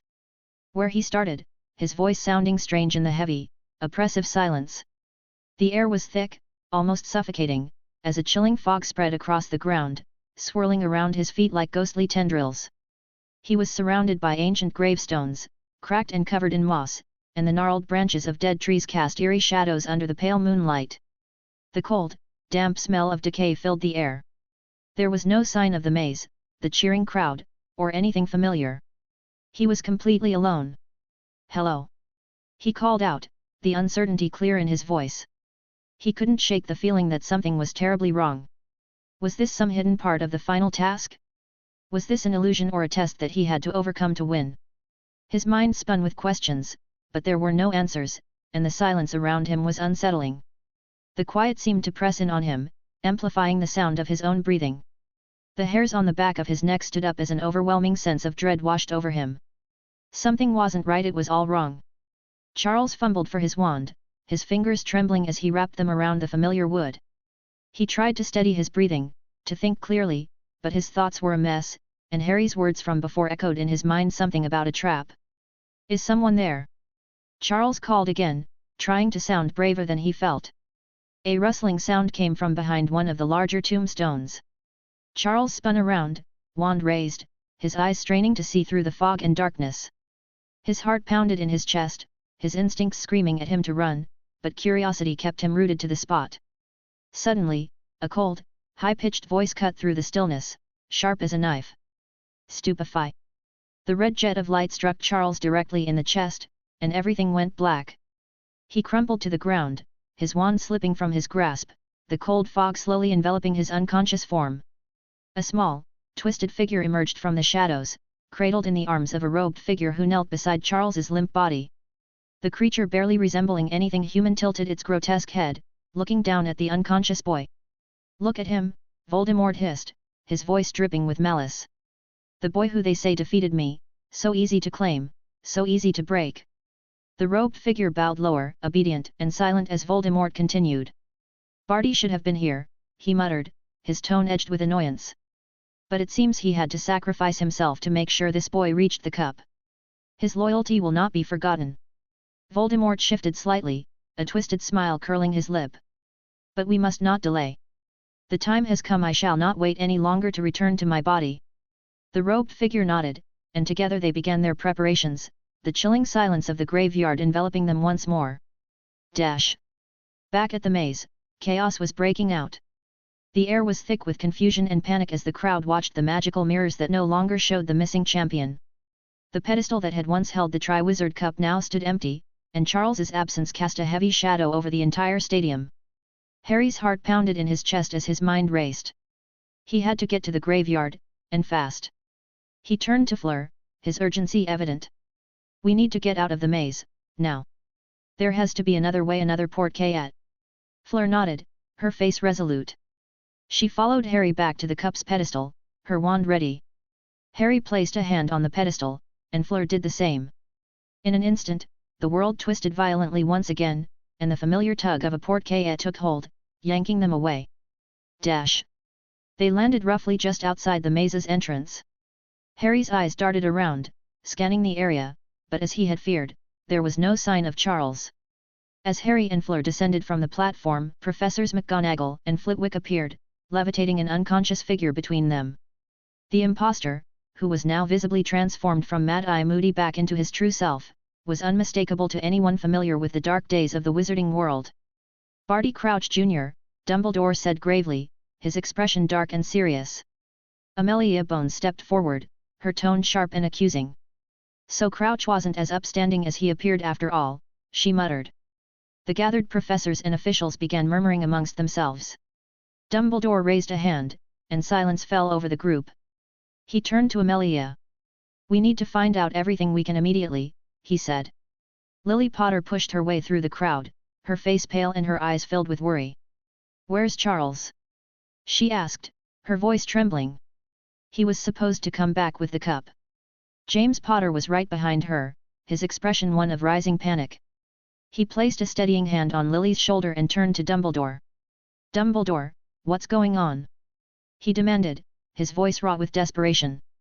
"We're going to find out," Dumbledore said, his voice calm but edged with steel. He turned his attention to Crouch Jr., pointing his wand and muttering a spell to revive him. Crouch Jr. stirred, his eyes fluttering open as he took in his surroundings. His expression twisted into a sneer when he recognized the faces gathered around him. "You," Lily's voice broke with emotion, her wand clenched tightly in her hand. "Where is my son?" Crouch Jr. chuckled darkly, his laugh a cold, grating sound that sent chills through everyone present. "The mighty Potters come to beg for their child," he mocked, his eyes alight with malice. James took an angry step forward, but Sirius was quicker. His wand was already pointed at Crouch Jr.'s heart, his voice a low, dangerous growl. "You'd better tell us where he is," Sirius said, his tone dripping with menace. "Or you'll regret ever crossing us." Dumbledore raised a hand to calm Sirius, his eyes never leaving Crouch Jr.'s face. "Where is Charles?" he asked, his voice steady but firm. Crouch Jr. smirked, his gaze taunting. "Wouldn't you like to know?" Amelia stepped forward, her voice almost coaxing. "If you tell us now, we might consider leniency." Crouch's smile widened into something wild and unhinged. "Leniency?" he spat. "You fools, you have no idea what's coming." James's grip on his wand tightened, his entire body tense with fury. But Dumbledore signaled for restraint. He nodded to McGonagall and Flitwick. "Take him to the dungeons," he instructed. "We'll deal with him after we find out what's happened." McGonagall and Flitwick began to levitate Crouch Jr. toward the castle, but before they could move far, he looked back at the group, his eyes gleaming with mad satisfaction. "The boy who lived won't return," he hissed. "But in his place, my lord will rise again." Lily pressed a hand to her mouth, struggling to hold herself together. James stood beside her, his jaw clenched and his fists trembling. The Potters, along with Sirius and Amelia, were left standing in stunned silence, the weight of Crouch's words heavy in the air. Amelia turned to Dumbledore, her voice barely steady. "What did he mean by that?" "I fear," Dumbledore replied, his expression grim, "that Voldemort's return may be far closer than we'd hoped." Lily's voice broke, her eyes filled with desperation. "James, we have to find Charles. He's in danger." James tried to put on a brave face, his voice wavering as he spoke. "He'll be okay. He has the Potter luck. The Auror Force will go out in full strength to find him." Amelia nodded, her determination renewed as she began sending out her patroness messages, calling on the Aurors for help. The professors exchanged anxious glances, the gravity of the situation settling heavily over them. Suddenly, a small voice cut through the tense silence. "Where is Harry?" The group turned to see Ares standing beside Sirius, his face pale, his eyes wide with fear. His question sent a chill through the air, and realization dawned on them all at once. "Harry?" Sirius whispered, his voice almost pleading. But as they looked around, the answer became clear: Harry was gone too. Chapter 271, The Shadows of Little Hangleton. The town of Little Hangleton lay silent in the evening light, its quiet streets and darkened houses unaware of the terrible events about to unfold nearby. A soft pop of apparition broke the silence, but no one was around to hear it. Even if there had been, they would have seen nothing. Harry Potter, dressed for battle and under the cover of invisibility, moved silently through the tall grass on the edge of town, heading towards his destination. A moment later, Harry allowed himself to become visible again, his form solidifying like smoke turning into a solid shape. He stood tall, ready for the fight ahead. He was wearing layers of dark robes and black dragon hide armor, with a gleaming layer of basilisk scale armor beneath. The sword of Gryffindor was strapped to his back, its ruby-encrusted hilt catching the fading light of the setting sun. Harry had planned for this moment with meticulous care, thinking through every possible detail. Right after leaving the maze, he had used the chaos to sneak away to a hidden spot where he had stored his battle gear. He had changed into his armor in record time. Then, transforming into his Thunderbird animagus form, he had taken off, flying away from Hogwarts and beyond its protective wards. Once he was far enough from the school, he had reappeared in Little Hangleton, arriving as silently as a shadow. The ability to fade from sight at will was the most recent addition to Harry's arsenal, the result of binding the Death's invisibility cloak to himself. He had bound the cloak to himself through the ancient ritual only 2 days earlier, wanting to be as prepared as possible for this night. Now, with just a thought, Harry could disappear from sight. Though it was perfect for sneaking around, the magic had its limits. The moment he engaged in combat or made physical contact with another being, the invisibility would shatter, making it perfect for stealth but less useful in direct confrontation. Despite its shortcomings, Harry couldn't help but be thrilled with the cloak's other unexpected advantage. Standing still in the darkness, Harry shifted smoothly into his animagus form, a majestic Thunderbird. In the dim light of Little Hangleton, a mighty bird with powerful wings appeared, spreading them wide against the night sky. And with a silent thought, the Thunderbird vanished from sight again, invisible even in this formidable form. The ability to extend the cloak's power to his animagus form was something the original, unbound cloak could never have achieved. This new potential filled Harry with a sense of freedom and possibility, making his heart soar along with his wings. With strong beats of his wings, Harry rose higher above the town, gliding silently towards the graveyard where Voldemort's resurrection was about to take place. He needed to get there quickly, every moment counted. As Harry reached the cemetery, relief washed over him. He was still on time. Charles was there, tied to the headstone of Tom Riddle Sr., his eyes wide with fear as he struggled against the ropes binding him. Wormtail was crouched next to a large cauldron, making the final preparations for Voldemort's dark ritual. And there, covered in heavy robes and held by Wormtail, was Baby Mort, the small, twisted form that contained Voldemort's essence. But Harry's focus at the moment wasn't on Wormtail or even Voldemort. His real target was Nagini, Voldemort's loyal snake, and the last Horcrux, the final object keeping Voldemort tied to the mortal world. Harry had already destroyed every other Horcrux over the years and enjoyed every moment of it. Tonight, he planned to rid the world of this last evil thing, and by doing so, strip Voldemort of his false immortality. The timing was perfect. During the chaos of the resurrection ritual, any disturbance in the soul bond between Voldemort and his snake would likely be attributed to the intense magic of his rebirth. From his aerial vantage point, Harry spotted the massive serpent weaving between the tombstones, her scales gleaming in the dim light. She was too exposed for the moment, too close to Wormtail and her master. Harry had to be careful. Interrupting the ritual too early by attacking Nagini could lead to terrible consequences, and that was a risk Harry wasn't willing to take. Below, the ritual began in earnest. Wormtail lowered the homunculus form of Voldemort into the cauldron, his hands shaking visibly even from Harry's height. The Watcher in the sky observed as the ceremony proceeded exactly as he remembered from the books. The bone of Voldemort's father was added first, dusty fragments dropping into the cauldron, then Wormtail chanted the next part of the spell, lifting a silver knife with shaking hands. He gritted his teeth, cutting off his own hand as an offering, the bright spray of blood briefly visible before Wormtail pressed a magical silver hand against the wound. Finally, the ritual reached its last stage. Wormtail approached Charles, the silver dagger glinting in the moonlight. With a quick motion, he cut Charles's arm, letting the blood flow into a vial. Charles's scream of pain cut through the stillness of the night, a sound filled with fear and desperation. Then, movement caught Harry's eye. Nagini had slithered away from the main group, seeking shelter behind a cluster of particularly large tombstones. She was alone, isolated, vulnerable. This was his chance. Dash! Harry didn't hesitate. The Thunderbird plummeted from the sky, silent and invisible. Mere feet from the ground, he transformed back into his human form, the motion fluid and practiced. The sword of Gryffindor, strapped to his back, came free with a whisper of steel against leather. One continuous motion brought the blade through a deadly arc, enhanced by the momentum of his dive. In that split second, before the blade met scales, Nagini's yellow eyes widened with an almost human expression of shock and recognition. The enchanted steel, imbued with basilisk venom, met no resistance as it cleaved through scales, muscle, and bone. Anticipating what would follow, Harry's free hand whipped out his wand, establishing a privacy ward around them with practiced ease. The shimmering barrier snapped into place just as Nagini's body began to thrash in its death throes. The great snake's body writhed and twisted violently, her severed head letting out a terrible scream, an unnatural sound that was both the hiss of the dying snake and the anguished cry of the dark piece of Voldemort's soul. Thick, dark smoke poured from the wound, twisting and writhing as if trying to escape. It rose in a spiral, its keening sound filling the space inside Harry's ward, echoing in his ears. The sound made Harry's teeth ache, and he could feel his magic pulsing in response to the dark energy.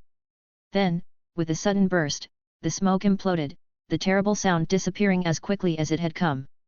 Nagini's body went limp, her severed head rolling lifelessly on the ground, her golden eyes dull and empty.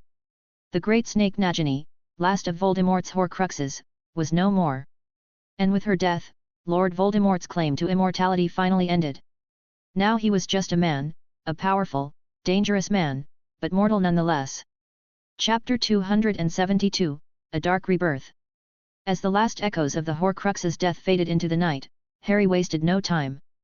With practiced ease, he vanished into invisibility and retreated a safe distance before transforming back into his Thunderbird form.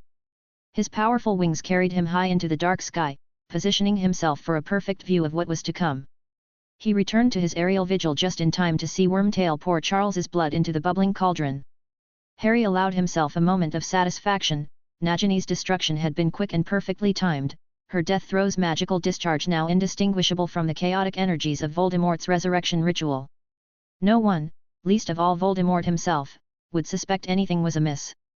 Below, Wormtail collapsed beside the cauldron, his face twisted in pain as he clutched the bloody stump of his arm. He had given everything for his master, but Harry felt no sympathy. Wormtail had made his choice long ago.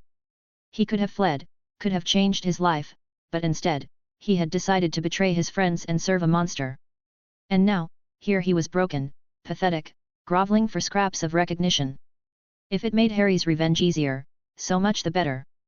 The cauldron, now filled with the ingredients of the dark ritual, was bubbling furiously, sparks of bright light erupting from its depths and filling the graveyard with an almost blinding glare. The scene shifted between flashes of brilliance and deep shadows, and then, suddenly, the sparks died, and a thick white steam billowed from the cauldron, blanketing the scene in fog. Through the mist, a figure began to rise, a tall, thin figure, pale as death, his silhouette both familiar and chilling. "Robe me," commanded the high, cold voice that had haunted so many nightmares. Harry's sharp Thunderbird eyes took in every detail: the flat, snake-like face, the glowing red eyes, the smooth, noseless skin. This was Voldemort, the so-called Dark Lord reborn. Harry recognized every feature from his memories and the books of his previous life. But there was something that felt off. Harry probed the dark figure's magical aura, and a smirk curled at the edge of his beak. The aura felt weaker than he had imagined, far less menacing than what he had been expecting. Was it the toll of the resurrection process? Or was it the absence of the Horcruxes that had sapped his power? Either way, Harry wasn't impressed. Is this really the most feared Dark Lord? Harry thought, a mix of disdain and newfound confidence washing over him. If this was the extent of Voldemort's power, then Harry was more than ready to face him and end him. Tonight could very well be the night when this terror was put to rest for good. But Harry knew better than to rush in. He had patience, and he knew Voldemort's inner circle, the Death Eaters, would be arriving soon. The opportunity to eliminate them all at once was too great a prize to give up. He would wait. Dash. Voldemort continued to examine his newly formed body, flexing his long, skeletal fingers, a twisted smile forming on his lipless face. He turned his attention to Charles, still bound to the gravestone, trembling and wide-eyed. A high, cruel laugh echoed through the graveyard, chilling Charles to the bone. Wormtail crawled over, his face pale and twisted in agony, his silver hand trembling as he groveled at Voldemort's feet. "My lord!"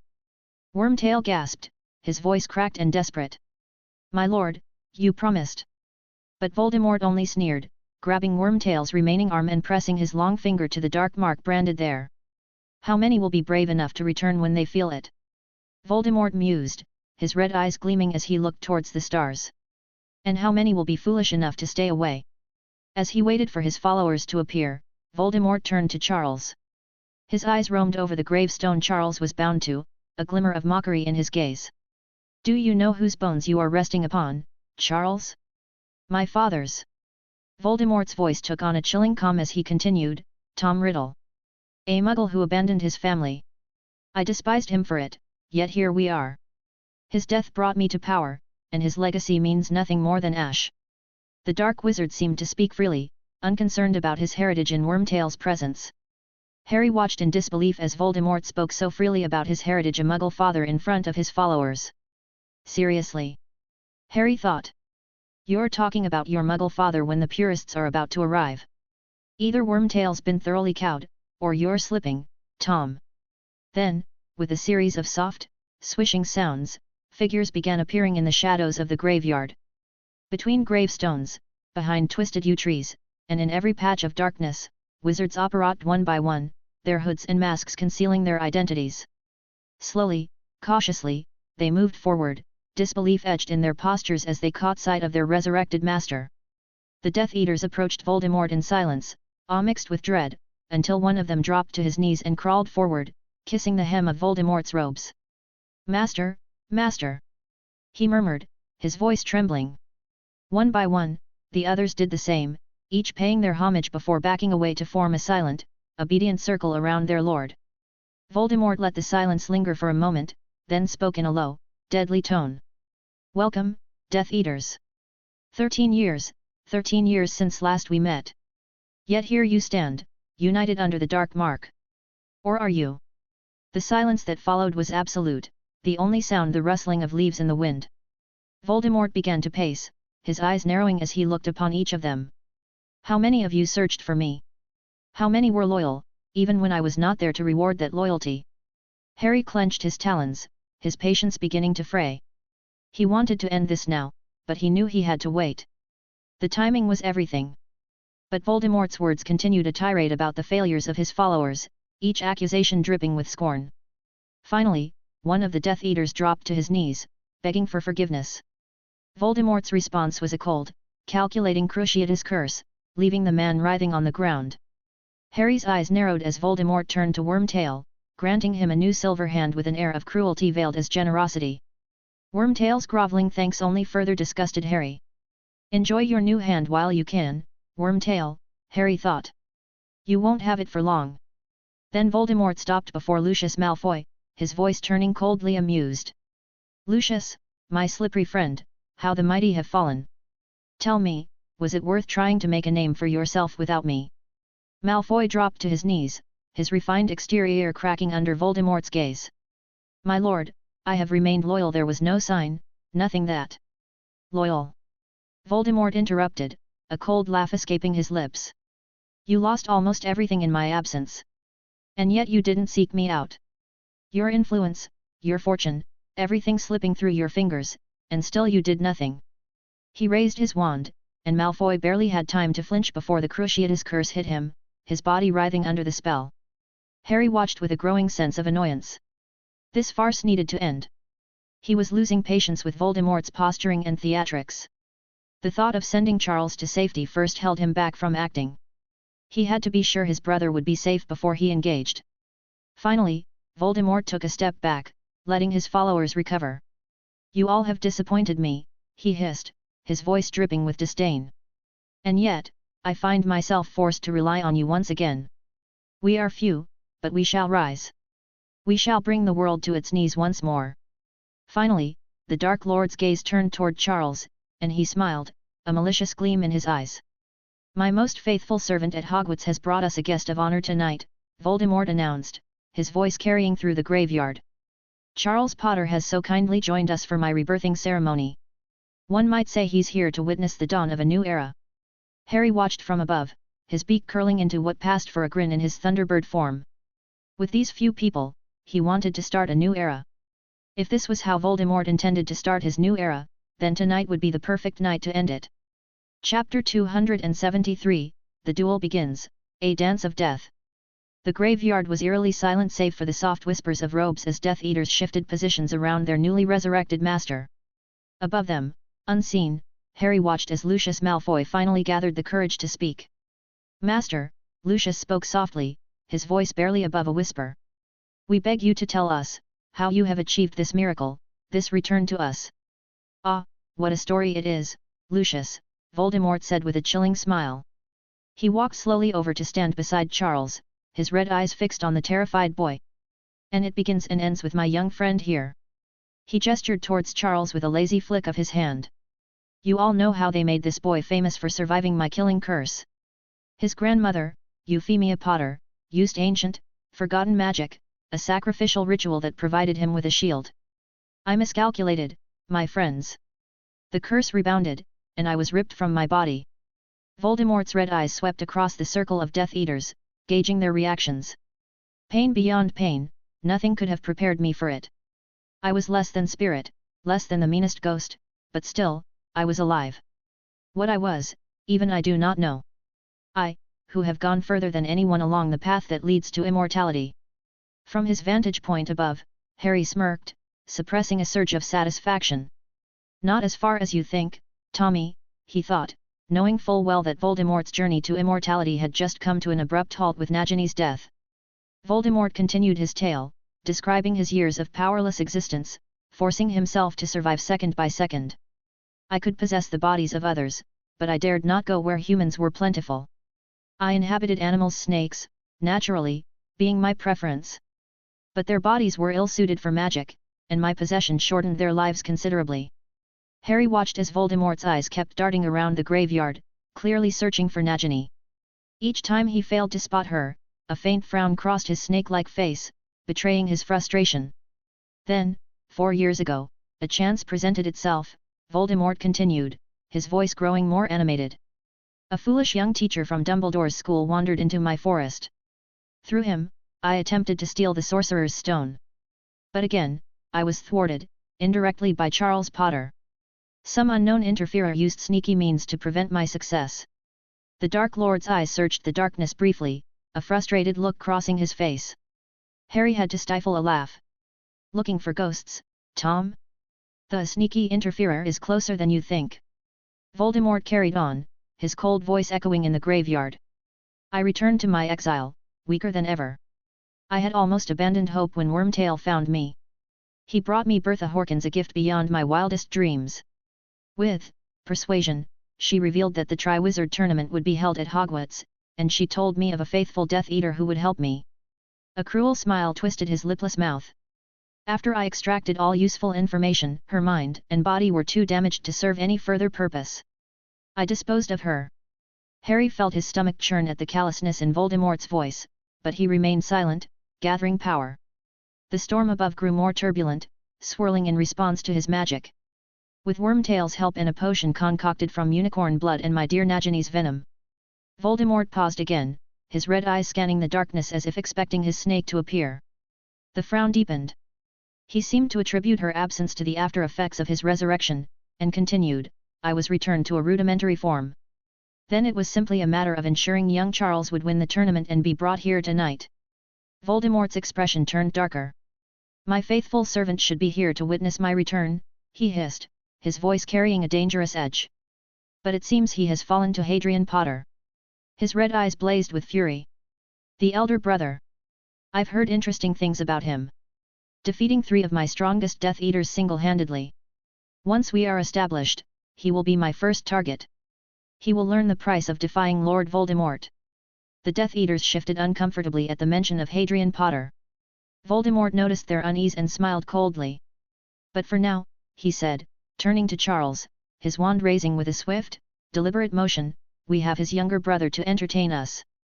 Let us show him proper Death Eater hospitality." Crucio! Charles's screams echoed through the graveyard, piercing the silence as Harry watched helplessly from above. His heart clenched, but he remained still. He hoped his brother could endure it. He needed Charles to hold on a little longer. Harry was building a powerful spell, gathering his energy as the storm above swirled darker and fiercer. To the Death Eaters, the storm was a sign, an omen of their lord's return, a mark of the power now reborn. But only Harry knew the truth, the gathering storm was his doing, a weapon he would soon unleash. Voldemort ended the curse, and Charles slumped against the gravestone, his breathing laboured but steady. The Dark Lord's lipless mouth twisted into a cruel smile. You see now how foolish it was to believe this boy could ever be stronger than me, Voldemort said, his voice dripping with malice. But I want there to be no mistake in anybody's mind. Charles Potter escaped me by a lucky chance. And now I am going to prove my power by killing him here and now, in front of you all, with no Dumbledore to help him, and no grandmother to die for him. Voldemort's red eyes gleamed as he studied Charles. The boy who lived, he whispered softly, almost as if savoring the title. Charles, despite his pain, managed to stand, his legs trembling but holding. The young Potter looked Voldemort straight in the eye, his own gaze defiant. How many nights have I dreamed of this moment? Voldemort continued, his voice smooth yet filled with a dark hunger. Tell me, boy, do you know how to duel? To everyone's surprise, Charles laughed. It was a sharp, mocking sound that cut through the graveyard's tense silence. Do I know how to duel? He echoed, shifting into a perfect dueling stance despite his exhaustion. I've been training for this moment my entire life. The real question is, are you ready for me? From his aerial perch, Harry couldn't help but admire his brother's bravery. Foolish bravado, he thought, a hint of pride warming his heart, but impressive nonetheless. Show him what Potters are made of. Voldemort's eyes gleamed with amusement, and he gave a short, mirthless laugh. Such confidence, he said softly. Let us put it to the test then. Crucio. But Charles was no longer where he'd been. He had moved, flowing into a roll that was swift and graceful, dodging the curse entirely. He countered immediately, a series of spells fired in rapid succession. Reducto. Conf Ringo. Bombarda Maxima. The spells flew toward Voldemort, and though he deflected them almost lazily, his eyes narrowed slightly. He had expected an easy victim, but Charles was putting up a fight. Better than I anticipated, Voldemort admitted, his tone still mocking. But still, child's play. Allow me to demonstrate real power. What followed was a deadly dance. Charles moved constantly, never staying still enough to present an easy target. His spells, while not dark, showed creativity and power that impressed even Harry. But Voldemort was toying with him, using only the Cruciatus curse, watching with amusement as Charles dodged and shielded. The young Potter was determined, refusing to give in, but Harry could see the toll it was taking on him. Dumbledore has trained you well, Voldemort called out, his voice carrying across the graveyard. But he's taught you to fight like a duelist. This is not a duel, boy. This is war. The next Cruciatus hit Charles mid-dodge. He fell, his body convulsing in agony, but he gritted his teeth, refusing to scream. First lesson, Voldemort sneered, lifting the curse, pain. Above them, Harry's storm was ready. The clouds swirled, lightning flickering silently within them. The Death Eaters below saw it as a sign of their master's power, unaware of what it truly was. Harry's spell, gathering strength for the moment he would strike. Charles struggled to his feet, blood trickling from where he'd bitten his lip. That all you've got? He gasped out. The greatest dark wizard of all time, and all you can do is cause pain? Pathetic. The Death Eaters hissed at his audacity. Voldemort's eyes flashed dangerously. You wish to see more? Very well. Let me show you why I am feared. Now the duel changed. Voldemort's spells came faster, darker. Bone breakers, organ-rupturing curses, flesh-rotting hexes, a deadly rainbow of light that Charles barely managed to avoid. Yet still he fought back, his determination unwavering. You are better than your peers maybe, but still too far away to best me, Voldemort taunted. Your elder brother might have given me a tougher fight, but he is not here. I heard he saved your life from my faithful servants when they went after you last year.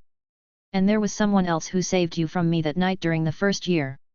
And there was the time where your grandmother saved your life. You will be always like this little Charles, always being saved by one person or other. But there is no one to save you now. I don't need anyone to save me, Charles snarled back, his voice trembling but fierce. I am destined to defeat you, and I will do it. Then it happened, a moment that seemed to stretch on forever. In a combination of desperate skill and sheer luck, one of Charles's cutting curses slipped through Voldemort's defense. The spell struck, leaving a thin line of blood on the Dark Lord's pale cheek. A silence fell over the graveyard, the only sound the distant rumble of thunder from Harry's gathering storm. The red eyes of Voldemort widened, a flicker of something surprise, disbelief crossing his face. The Death Eaters around them stiffened, unable to believe what they had just witnessed. From above, Harry allowed himself a grim smile. "That's it, Charles. You've shown him you've made him bleed." Chapter 274, The Thunderbird's Wrath. High above the graveyard, Harry watched as the Death Eaters shifted uneasily, and Voldemort's face twisted with rage. Charles Potter, a young boy, a fourth-year Hogwarts student, had managed to injure the most feared Dark Lord of this generation in a direct duel and not even a sneak attack. This was embarrassing. Harry couldn't help but let out a laugh, but it quickly faded.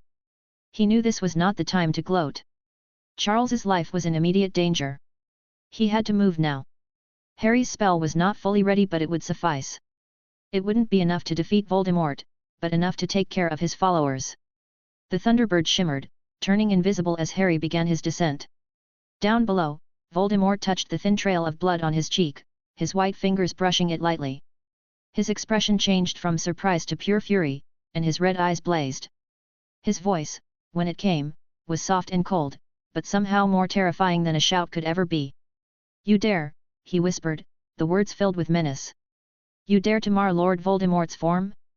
For this, you die. Avada Kedavra." Charles stood his ground, raising his wand to defend himself. "Expelliarmus!" he shouted, his voice shaky from exhaustion and fear. As Harry reached Charles's spot and perched on the tombstone beside him, he paused, watching closely. He had certain expectations for this moment. He hoped that, just like in the original timeline, when the spells met mid-air, it would trigger Priory Incantatum, a golden cage, a phoenix song. He hoped, just maybe, to see his grandparents' shades again, even if only for a fleeting moment. But Harry was destined to be disappointed. Charles carried a different wand, not the twin phoenix wand from the books. When the spells collided, there was no golden cage, no ethereal song. Just a powerful clash that shattered Charles's disarming charm, leaving Voldemort's deadly curse racing onward, unstoppable. Time seemed to slow down as Harry watched the sickly green bolt fly toward his brother. Charles's eyes widened in dawning horror, and at that moment, he knew there was no way to dodge it. But Harry was ready there to save the day as always. In an instant, he shifted back into his human form, grabbing Charles and yanking him out of the curse's path. Harry's sudden appearance stunned everyone, even Voldemort. Before anyone could react, Harry threw Charles toward the Triwizard Cup, which lay forgotten a few feet away. Charles, dazed and barely understanding what was happening, stumbled and grabbed the cup. In a flash, he vanished, whisked away by the porte-carte, saved just in time. He didn't even see the face of his rescuer. For a moment, the graveyard was silent. The Death Eaters were frozen, too shocked to move. Their master's victory had just been snatched away. Voldemort's red eyes narrowed, locking onto Harry. This stranger had appeared out of nowhere and saved his intended victim. "Who are you?" Voldemort's voice cut through the silence, cold and demanding. His eyes took in Harry's disguise, piercing blue eyes, jet black hair. Harry had hidden his true appearance, even though he no longer needed to. Old habits die hard, and Harry took some grim pleasure in the confusion etched across his enemies' faces, the fear that comes from not knowing who or what they faced before being sent to their demise. Voldemort sneered, his lips curling in a mocking smile. "Trying to be mysterious, are we? It doesn't matter." "An impressive rescue, I must admit," he said, his voice dripping with false admiration. "But ultimately pointless. You've merely traded your life for his." Harry only smiled, his grip on his wand tightening as he surveyed the scene. Then, with a subtle wave of his hand, a pulse of power rippled through the air. Dormant wards, which he had carefully placed long ago, suddenly flared to life. For just a moment, the magic was visible, a dome of shimmering, radiant energy that sealed the graveyard entirely. It glowed briefly, reflecting in the shocked eyes of the Death Eaters before fading into an almost invisible barrier. The Death Eaters stiffened, realizing too late that Harry had trapped them all within anti-apparition and anti-porte-carte wards. Voldemort's crimson eyes narrowed, his face darkening as he felt the magic solidify, the wards locking in place. He could sense their strength and purpose, and he recognized what it meant. This stranger had come prepared, and he had planned meticulously for this confrontation.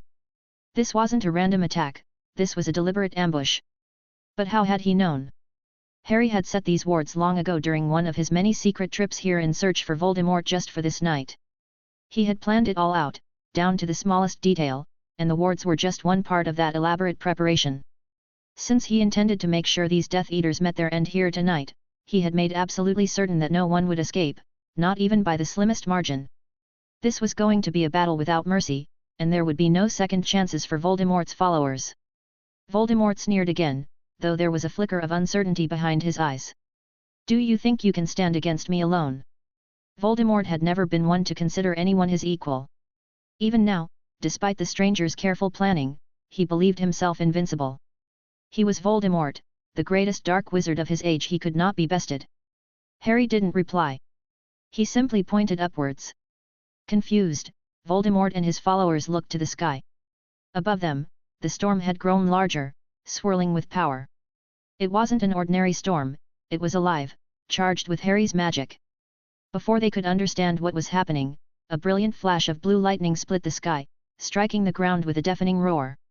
Lightning bolts rained down in quick succession, each one finding its target among the Death Eaters. The thunder drowned out their screams as they fell, one after another, unable to escape the onslaught. Impossible, Lucius Malfoy's voice shook as he watched his compatriots fall. No wizard can control. Another lightning bolt silenced him mid-sentence. Harry, untouched by the lightning, watched the scene with a cold, detached expression. He felt no remorse for the fallen. He found solace in knowing that with each Death Eater he eliminated, countless innocent lives would be spared. These were the people who had terrorized, tortured, and killed, and tonight, they would face the consequences of their actions. Your servants are dying, Tom, Harry called out, his voice easily heard over the raging storm. Can you feel it? Can you feel their marks fading, their lives feeding my storm? Voldemort's eyes blazed with fury, his hatred intensifying with each word. But Harry wasn't finished and did not wait for the Dark Lord to respond. He gave his wand a quick, decisive flick, and from its tip, 2 fiendfires erupted, each taking the form of a magnificent thunderbird.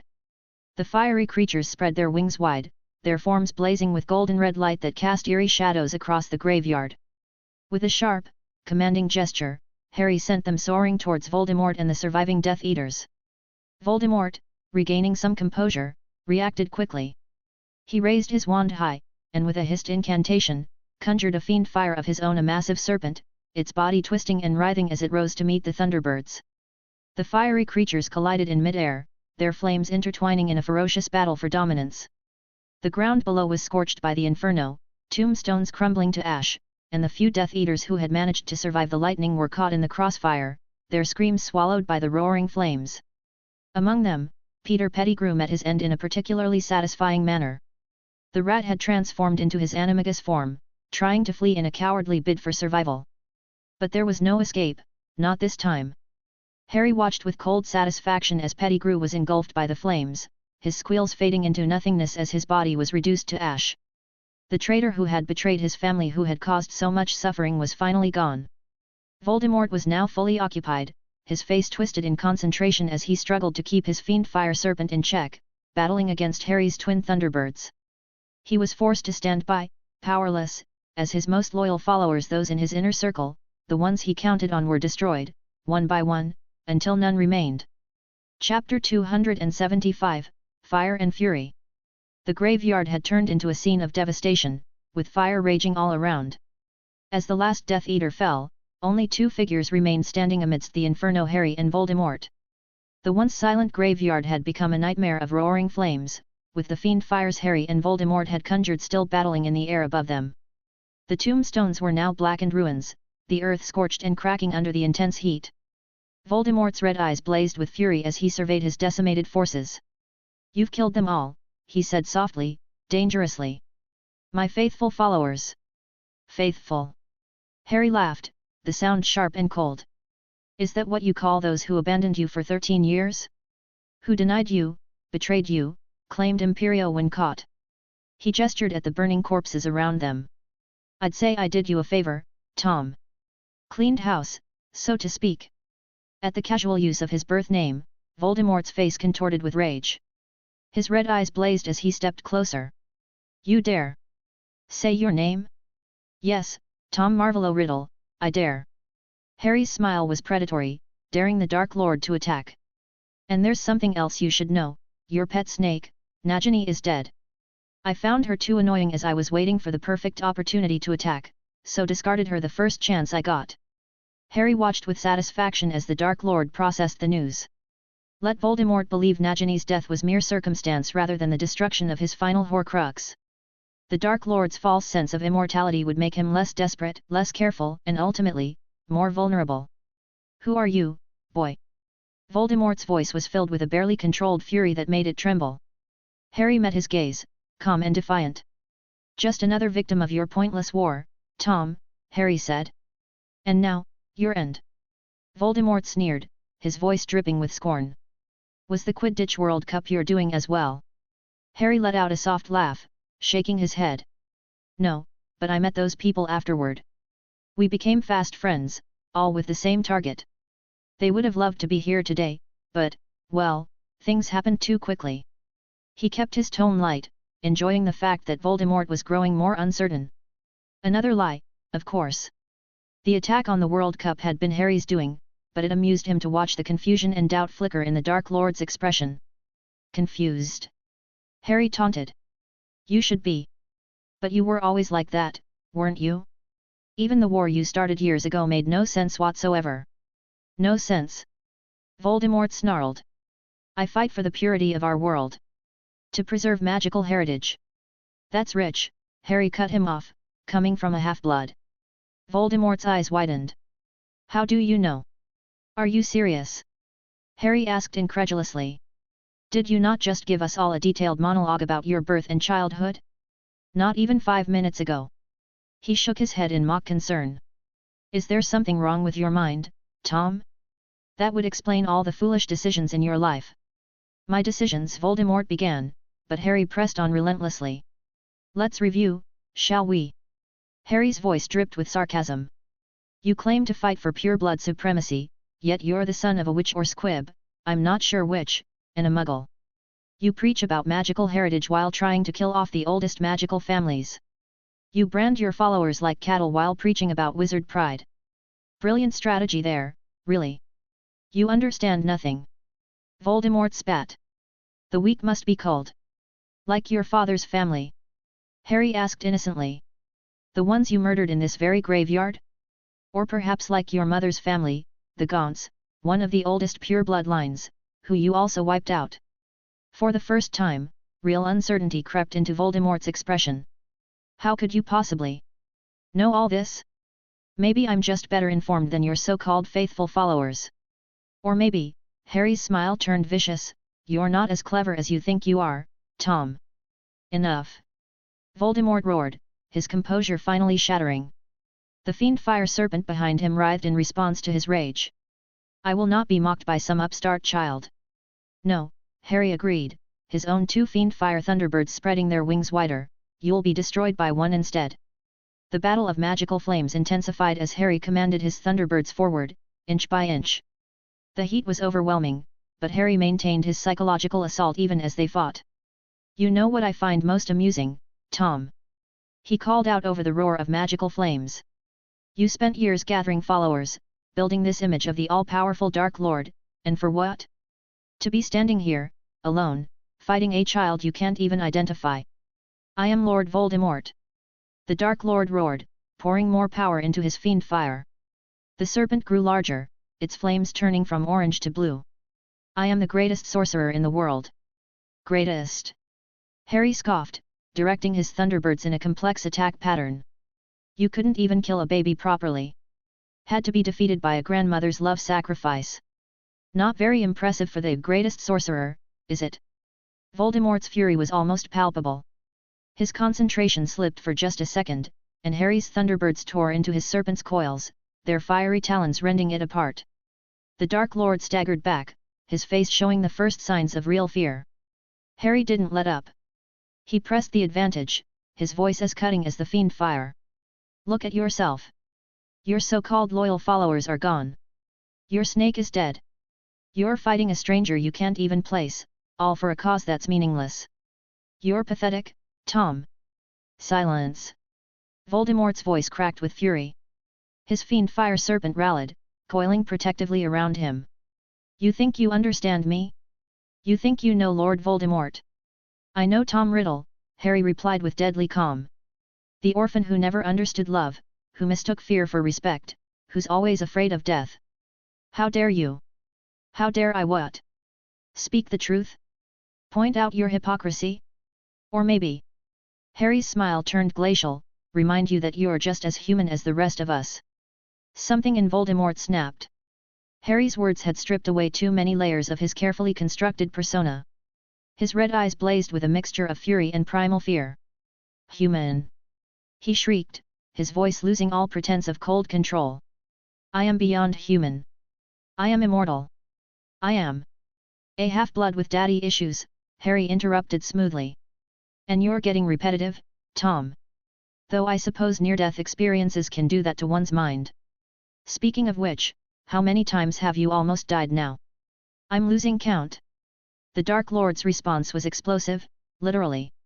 With a snarl of pure rage, he thrust his wand forward, detonating his own fiendfire. The controlled inferno exploded outward with catastrophic force, catching even Harry off guard. Protego Maxima. Harry's shield barely materialized in time. The shockwave sent him staggering backward, his thunderbirds writhing as they struggled to maintain form against the chaos. Through the maelstrom of flame and smoke, Voldemort's voice carried, tinged with fear and grudging respect. You've accomplished what no other has dared. You've made Lord Voldemort feel fear, and doubt. Remember that victory. His voice hardened, for it will be your last. As the fire roared, Harry caught a glimpse of Voldemort's form twisting into smoke, his body turning dark and insubstantial as he tried to escape. Harry wanted to chase him, to finish it once and for all, but the chaos around him demanded his attention. The explosion had caused the fiendfire to spiral out of control, threatening to consume not just the graveyard but the entire town of Little Hangleton. Running away again, Tom! Harry called out, even as his wands moved in complex patterns to contain the chaos. It's becoming quite the habit, isn't it? First from a baby, then from Dumbledore, now from me. The dark smoke that was Voldemort paused momentarily. We will meet again, boy. And next time I won't make the mistake of underestimating you. I will learn your identity, your weaknesses, and then... The smoke seemed to coalesce briefly into a face, then you will beg for death. Bold words from someone fleeing like a scared rabbit, Harry retorted, but Voldemort was already gone, streaking away into the night sky. With Voldemort gone, Harry turned his attention to the raging fires. The fiendfires had become corrupted by Voldemort's desperate magic, and they were spreading fast. Harry couldn't let them destroy everything. Summoning all his strength, he created a shield around himself and concentrated on gaining control over the rogue fires. Slowly but steadily, Harry forced his magic into the fiendfires, shaping and containing the wild flames. It was a little difficult, but he didn't stop. He couldn't stop not until every last ember was extinguished. Finally, the last of the flames flickered out, leaving behind only charred remains. The graveyard was unrecognizable, the tombstones reduced to rubble, the ground scorched black. The air still shimmered with residual heat, and a thick silence hung over the scene. Harry knew he couldn't chase after Voldemort now. The Dark Lord was likely long gone, and with his skills, he would be difficult to trace. Not quite how I intended things to go, Harry spoke to the empty night. But not a bad evening's work, all things considered. Just when I thought Voldemort had no escape, he miraculously does. Was it my negligence or some powerful force like the world's will in action? Who knows? At least I'm still happy I got rid of his most faithful followers. Voldemort won't be much trouble without them.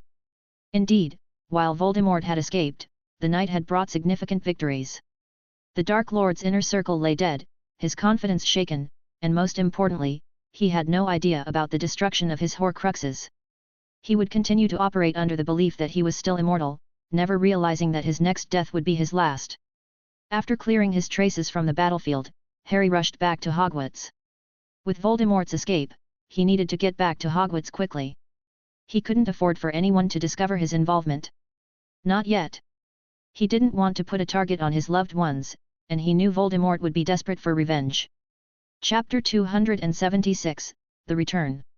The atmosphere around the Triwizard Tournament's grounds had shifted from excited anticipation to fearful tension. The bustling crowds of spectators and students who had once cheered for their champions now clustered in anxious groups, their excited murmurs replaced by worried whispers. The judges' platform was surrounded by teachers, ministry officials, and students, all waiting desperately for news, any news of Charles Potter. Amidst this confusion, James Potter was a furious storm, his voice echoing over the chaos. "You lost us our only lead!" he yelled, advancing towards Cornelius Fudge, who clutched his lime green bowler hat in a futile attempt at a shield. "My son is missing, and you let our one source of information get kissed by a Dementor." Fudge took a step back, stammering as he tried to defend himself. "Now, see here, Potter, I was only following protocol. Crouch Jr. made threats when I visited." "Protocol?" James laughed bitterly, his face twisted in anger. "Since when does protocol mean letting Dementors question prisoners without a trial? Also, your guards overreacted. They brought a Dementor into a holding cell." "James." Dumbledore's calm but firm voice cut through the argument. He placed a steady hand on James's shoulder. "The minister's actions were unfortunate, but now is not the time for us to fight each other. Charles needs us united." "Albus," Fudge seized the opportunity, "surely you understand. The man was dangerous." "What I understand, Cornelius," Dumbledore said, his tone gentle but firm, "is that fear often leads to bad decisions. But we can discuss this later. Right now, we need to focus on finding our missing champion." Near the edge of the judge's platform, Lily Potter stood with Sirius and Amelia Bones, who had called in several aurors. Fleur Delacour paced nearby, her usual graceful demeanour replaced with worry not for Charles, but for Harry, who had disappeared after coming out of the maze.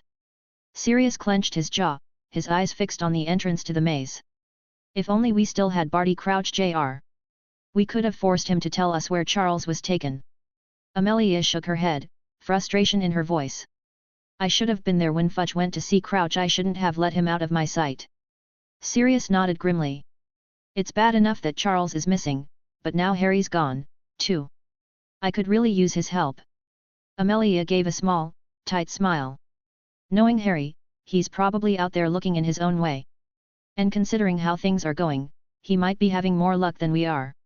Harry can handle himself." Sirius paused, looking towards the maze.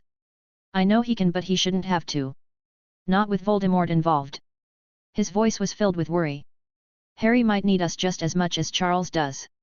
Suddenly, a flash of blue light appeared at the far side of the maze, and Charles stumbled out, clutching the Triwizard Cup. A gasp ran through the crowd, and everyone seemed to hold their breath as Charles swayed, pale, bloodied, and exhausted. "Charles?" Sirius was the first to reach him, grabbing him before he collapsed. "Where have you been? Are you okay?" Charles looked up at Sirius, his eyes wide with fear. His voice shook as he said, "Voldemort, he's back. He came back." The dread in his words chilled everyone around him. Then his eyes rolled back, and he collapsed completely into Sirius's arms. "Hospital wing, now!" Madame Pomfrey took charge, conjuring a stretcher. "Everyone back, give him space." The next hour was filled with tension. Only a few people were allowed to stay in the hospital wing: James and Lily, Dumbledore, Sirius, Amelia, Fleur, and Madame Pomfrey, who was working tirelessly to help Charles. "Multiple cruciatus exposures," she reported grimly. "And traces of dark magic I haven't seen before. He needs rest." Finally, Charles stirred, his eyes opening slowly. He blinked, trying to focus on the faces around him. He swallowed, then, with more strength, said, "He's back. Voldemort's back." Dumbledore stepped closer, worry on his face. He placed a gentle hand on Charles's shoulder. "Take your time, Charles. You're safe now. Can you tell us what happened?" Taking a shaky breath, Charles looked around at the waiting faces before beginning, his voice trembling but growing stronger as he spoke. "The cup, it was a portkey. It took me to a graveyard. Voldemort was there. Wormtail, too. They used my blood. They did some kind of ritual to bring him back." Fudge, who had been standing at the edge of the room, chose that moment to speak up. "Preposterous!" he said loudly. "You know who returned?" The boy must be mistaken, confused. Sirius, still standing by Charles, glared at Fudge. "You're safe now, Charles," he said, his voice steady, though his eyes showed his anger. "What happened later?" Charles continued. "Then the Death Eaters came." "Death Eaters?" James leaned forward. "Who, Charles? Did you recognize any of them?" Charles nodded slowly. "Lucius Malfoy was there. Crabbe and Goyle from the Ministry. His voice grew stronger as he continued. Not, Avery, others I didn't recognize. Preposterous. Fudge interrupted, his face flushed. These are respected members of our society. Upstanding citizens who were cleared. They were there, Charles insisted, his voice rising. They kissed his robes, called him master. Minister, Dumbledore's voice was gentle but firm, please let Charles finish. He turned back to Charles. What happened next? Charles's hands trembled as he continued. Voldemort, he wanted to duel. To show everyone he could kill me. He used the Cruciatus curse. His voice broke slightly. Lily moved closer, taking his hand.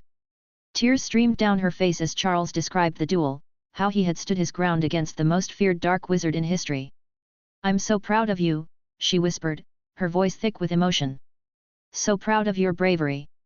How did you escape? Sirius asked, his face tense with concern. Charles's expression changed to one of confusion. Someone appeared out of nowhere.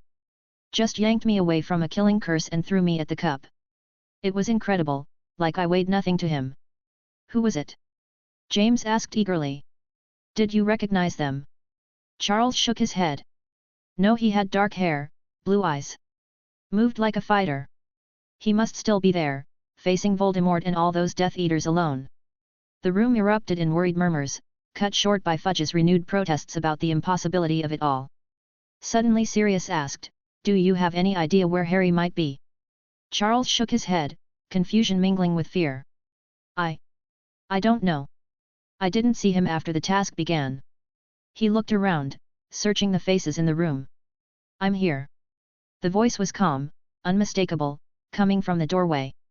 Everyone turned to see Harry standing there, his face calm, his black robes catching the moonlight coming through the window. Unlike Charles, Harry looked unharmed, his expression steady, almost as if he had just been watching from a distance. Harry. Sirius's face lit up with relief as he rushed over, with Amelia following right behind. Where have you been? Harry gave a small, reassuring nod. I was working on something to help us, he explained, reaching into his robes and pulling out an old, battered boot. I made a porte-clés. It'll take us back to where Charles was taken. The gathered group stared in stunned silence. Even Dumbledore looked impressed. Mr. Potter, that's remarkable, he said, his voice calm but tinged with admiration. Are you certain it will take us to the location Charles described? Fudge's face turned red as he sputtered, are we really going to take the word of a 14-year-old? You know who, returned? Ridiculous. I won't send Aurors on a wild goose chase. Perhaps, Harry's calm voice cut through Fudge's denial, Professor Snape can shed some light on the matter. All eyes turned to Snape, who had entered silently behind Fudge. Without a word, he rolled up his left sleeve, revealing the dark mark, black and vivid against his pale skin. The mark burns, Snape stated simply. He has indeed returned. The room seemed to get colder, everyone realizing the truth. Before anyone could say anything, the doors to the hospital wing burst open, and Fleur rushed in, her face pale, her silver hair flowing behind her. Harry. They said you were here. She stopped when she saw him, relief washing over her face. She crossed the room quickly and hugged him tightly. Harry hugged her back for a moment, feeling her shaking.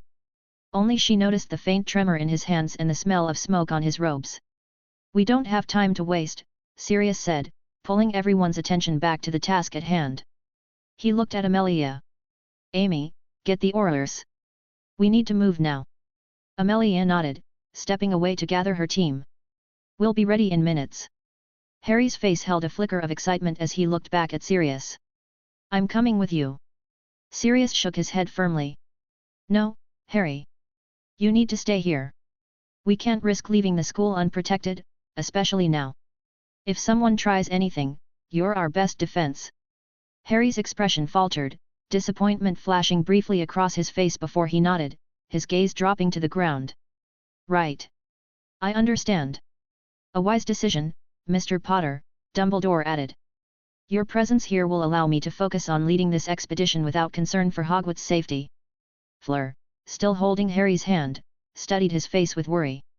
She alone noticed what others missed: the slight tremor in his hands, the careful way he held himself, the exhaustion he was fighting to hide. The battle at the graveyard had taken its toll, though he concealed it well. "We need to move," Sirius said, reaching for the boot Harry had prepared. "A moment," Dumbledore interjected.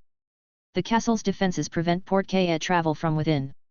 We must proceed to the tournament grounds, where the wards have been temporarily modified for the task." The group filed out of the hospital wing, leaving Madame Pomfrey tending to the sleeping Charles. In the corridor, ministry officials and teachers clustered together, speaking in hushed, urgent tones. The night air was thick with tension as they crossed the grounds toward the maze. At the tournament venue, Dumbledore stood with Sirius and Amelia while the Aurors formed a tight circle around them. Their faces were set with grim determination, wands already drawn in preparation for whatever they might find. Sirius held out the boot, but before grasping it, he looked back at Harry one final time. "Take care of them, Harry." Harry nodded, keeping his expression carefully neutral. He alone knew what they would, or rather, wouldn't find at their destination. With a flash of blue light, the rescue party vanished. The remaining spectators began to disperse, the weight of the night's events hanging heavy in the air. Harry turned to Fleur, giving her hand a gentle squeeze. "Let's get inside," he said softly. "It's been a long night." Together, they made their way back to the castle, leaving behind the maze and its dark secrets. Chapter 277, Echoes of the Night. The night air hung heavy over Hogwarts, filled with uncertainty and fear. The light from the torches in the corridors seemed to flicker uneasily, as if even they were aware of the darkness threatening from beyond the castle's walls. Harry and Fleur walked through the empty hallways, their footsteps echoing off the cold stone. The castle was quiet, far too quiet for a place that had recently been bustling with celebration and excitement. It felt as if the entire school held its breath, waiting for the next catastrophe. Fleur kept her hand firmly in Harry's, her thumb brushing against his knuckles as they moved. She finally broke the silence, her voice soft and carrying a hint of unease. "You were there, weren't you?" she asked, her eyes searching his face. "Where Charles was taken? Did you fight you-know-who?" Harry was quiet for a moment before answering. "Some things are better kept secret for now," he said carefully. "Voldemort has returned, and he's out there somewhere. The fewer people who know certain details, the safer it is for everyone." Fleur nodded, her gaze unwavering. "I trust you, Harry," she said softly. "Just promise me you'll be careful." Harry managed a small smile.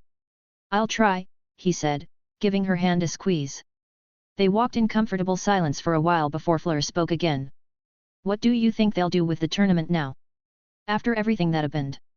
Harry sighed, leaning against the stone wall. "Hard to say. They might cancel it completely after all this. It wasn't fair for Krum, and it definitely wasn't fair for you. Or maybe they'll just end it here and declare a winner based on the points from the first two tasks." Fleur smiled faintly. "That would make you ZE champion, non?"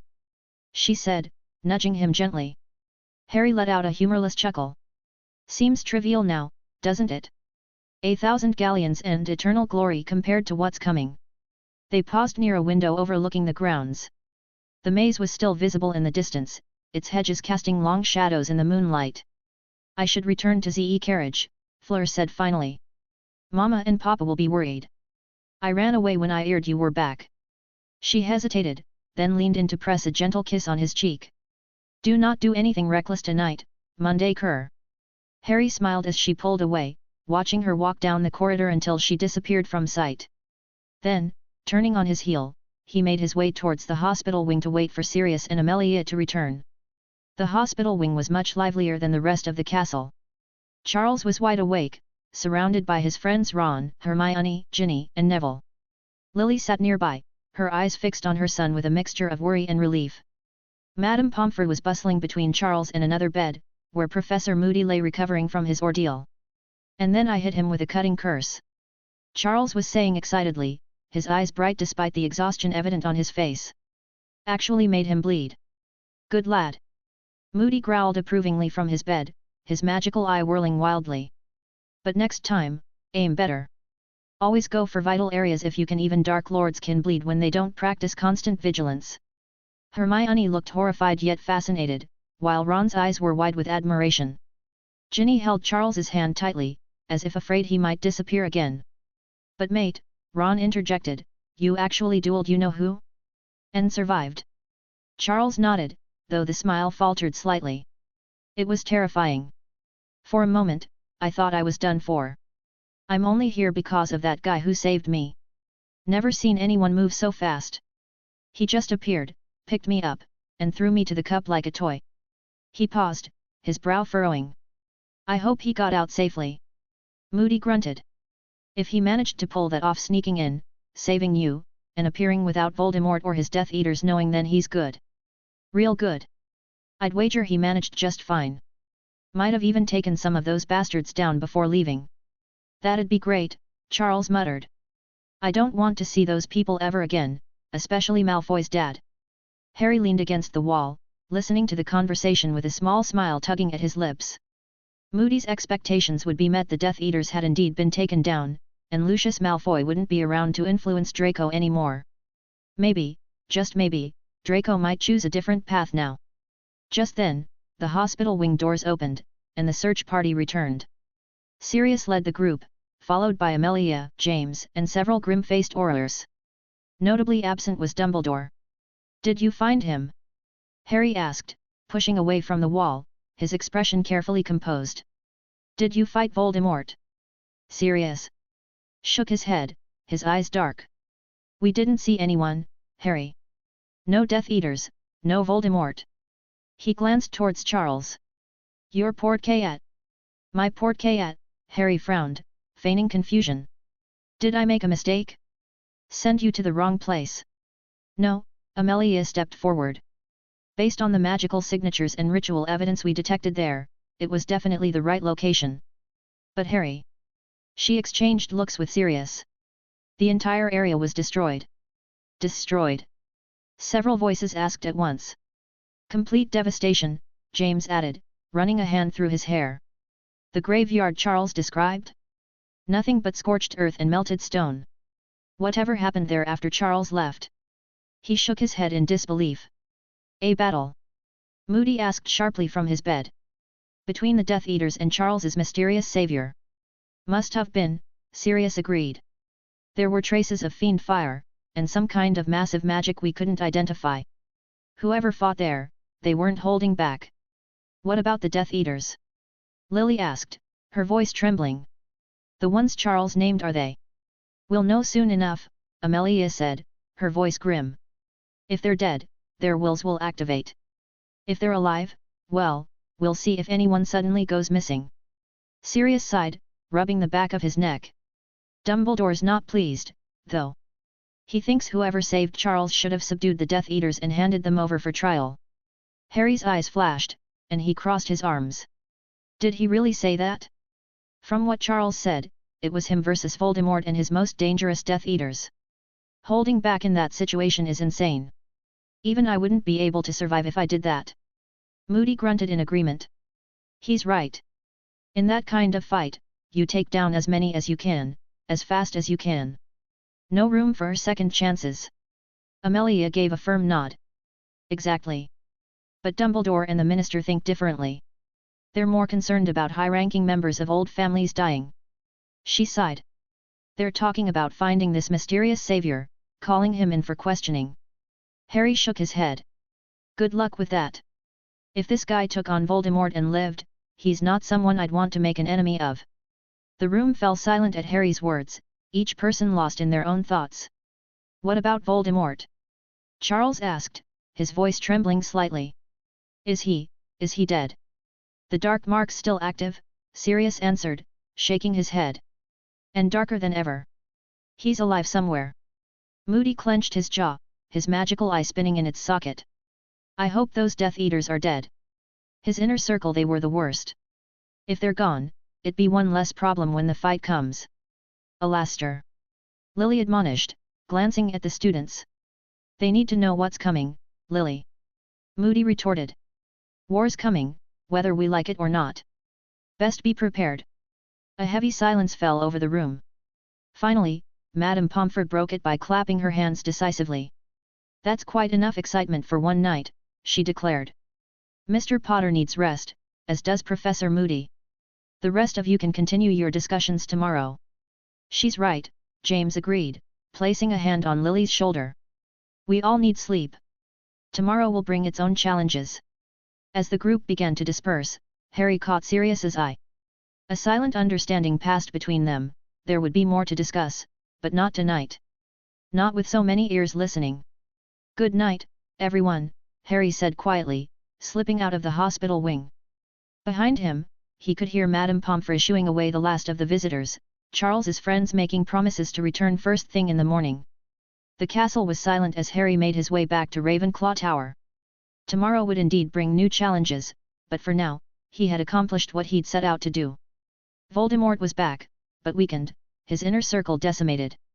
The game had changed, and Harry had made the opening move.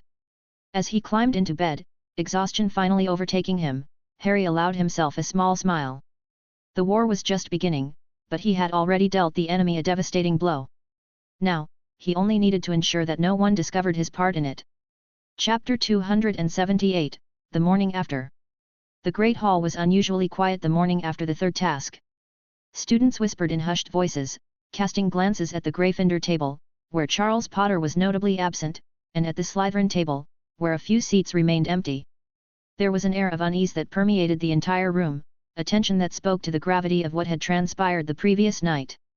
At the Ravenclaw table, Harry sat quietly, buttering his toast while his friends discussed the events of the previous evening. "But where did you run off to after you got out of the maze?" Roger Davies asked, leaning closer. "We were worried about you. 1 minute you were there, the next gone." "I told you," Harry replied with practiced patience, "I had to decipher the portquet's signature quickly and make another one that could take me to where Charles was. There wasn't time to waste. It's as simple as that." Elvina snorted from across the table, her eyes narrowed. "Nothing's ever simple when it comes to you, Potter." Before Harry could respond, Cedric dropped into the seat beside him, his face unusually pale. "Speaking of simple things," Cedric said, running a hand through his messy hair, "I had the strangest dream last night about the maze." "Oh?" Harry raised an eyebrow, not breaking his rhythm as he continued eating. "I dreamt that I died," Cedric said quietly. The group fell silent. "I know it sounds mad, but it felt so real. Like I was supposed to die last night, but somehow, I didn't." "That's cheerful breakfast conversation," Reggie muttered, his concern showing despite his sarcasm. "Well, it's good that Harry was selected as Hogwarts champion instead of you," Arabella added. "With that attitude, you wouldn't have lasted long in the tasks." Cedric nodded slowly. "I feel that too. Thank Merlin I wasn't chosen. But to think that Professor Moody was an imposter. Did any of you suspect that?" "Reggie, no. I heard he was only replaced a few months back. Till then it was the real Moody. Good that I did not annoy him in the class." "Smart move," Harry said with a small smile. He was surprised Cedric had dreamt of what should have happened in the original timeline. That was mysterious but good. It gave Harry hope that his actions could save people who will die in the future. Good news for Sirius. Their conversation was interrupted by a rush of wings overhead as the Morning Owl post arrived. Students eagerly unfolded their copies of the Daily Prophet, the usual breakfast chatter dying away as they absorbed the news. "Tragedy at Triwizard Tournament," screamed the main headline. Below it, in smaller text, "Boy who lived kidnapped, dark plot foiled." Roger read aloud from his copy. In a shocking turn of events during the Triwizard Tournament's final task, the boy who lived, Charles Potter, 14, was kidnapped by followers of you-know-who in an apparent attempt to use dark magic to bring their master back. Sources say that young Potter managed a daring escape, though details remain unclear. Minister Fudge assures the public that claims of you-know-who's involvement are patently absurd. No magic exists that can bring back the dead. This dark ritual nonsense is just that nonsense, the minister said. Mr. Potter's account reflects the confusion and fear of the moment. "Bollocks," Elvina muttered, drawing surprised looks from those around her. "What? We all know something bigger happened." Arabella, meanwhile, pointed to another article. "Look here, influential ministry officials found dead, investigation ongoing." She read, her voice dropping as the words sank in. The wills of several prominent ministry officials were enacted late last night, indicating their deaths. The cause is still under investigation. Among the deceased are Lucius Malfoy. She trailed off, her gaze drifting to the Slytherin table, where Draco Malfoy sat, his face expressionless, an unopened newspaper before him. "Merlin," Cedric breathed. What really happened last night? Harry stayed silent, keeping his focus on his breakfast while his friends debated theories. His eyes met Fliz across the hall. She gave him a small, knowing nod, a silent message that they would talk later somewhere far from prying eyes. Look at this, Reggie pointed to a smaller piece on the back page. They're saying that the tournament results are pending review due to special circumstances. Special circumstances? Roger scoffed. That's an understatement. Speaking of special, Elvinia said, her sharp eyes on Harry, anyone else notice our resident champion is being oddly quiet? Harry met her gaze, his expression calm. Sometimes, he said, rising from the table, it's better to watch and wait rather than add to the speculation. He gathered his belongings, offering a slight smile. Besides, I have a charms assignment that won't finish itself. As Harry made his way out of the Great Hall, he could hear the conversations growing louder behind him. Rumors would spread, theories would abound, but Harry knew the truth would remain buried right where he wanted it. The game had changed, and Harry had made the first move. Now, he would watch as the pieces fell. As he stepped into the corridor, a familiar voice called after him. Escaping the chaos, Harry. He turned to see Fleur approaching, her expression a careful mix of public concern and private understanding. Before he could answer, more footsteps echoed from behind. Running away from my questions, Potter. Elvinia had followed, with Cedric and Roger trailing after her. Since when do you care about charms assignments? Elvinia pressed, eyebrow raised. Since Professor Flitwick might actually fail me if I don't meet his standards, Harry replied dryly. I have my priorities like finishing my charms mastery before graduation. Speaking of priorities, Cedric began, but before he could continue, Alicia appeared around the corner, Angelina beside her. There you are. Alicia said, dragging Angelina along. Did you see the prophet? It's a load of rubbish, isn't it? They all ended up drifting toward an empty classroom. Harry sighed so much for a quiet escape. Once inside, Fleur casually cast privacy spells on the door, and Harry nodded approvingly. All right, Angelina said, hopping up onto a desk, what really happened last night? The prophet's telling tales, Dumbledore's being cryptic, and half the Slytherins look like they've seen ghosts. More like they've lost family members, Elvinia said, her tone grim.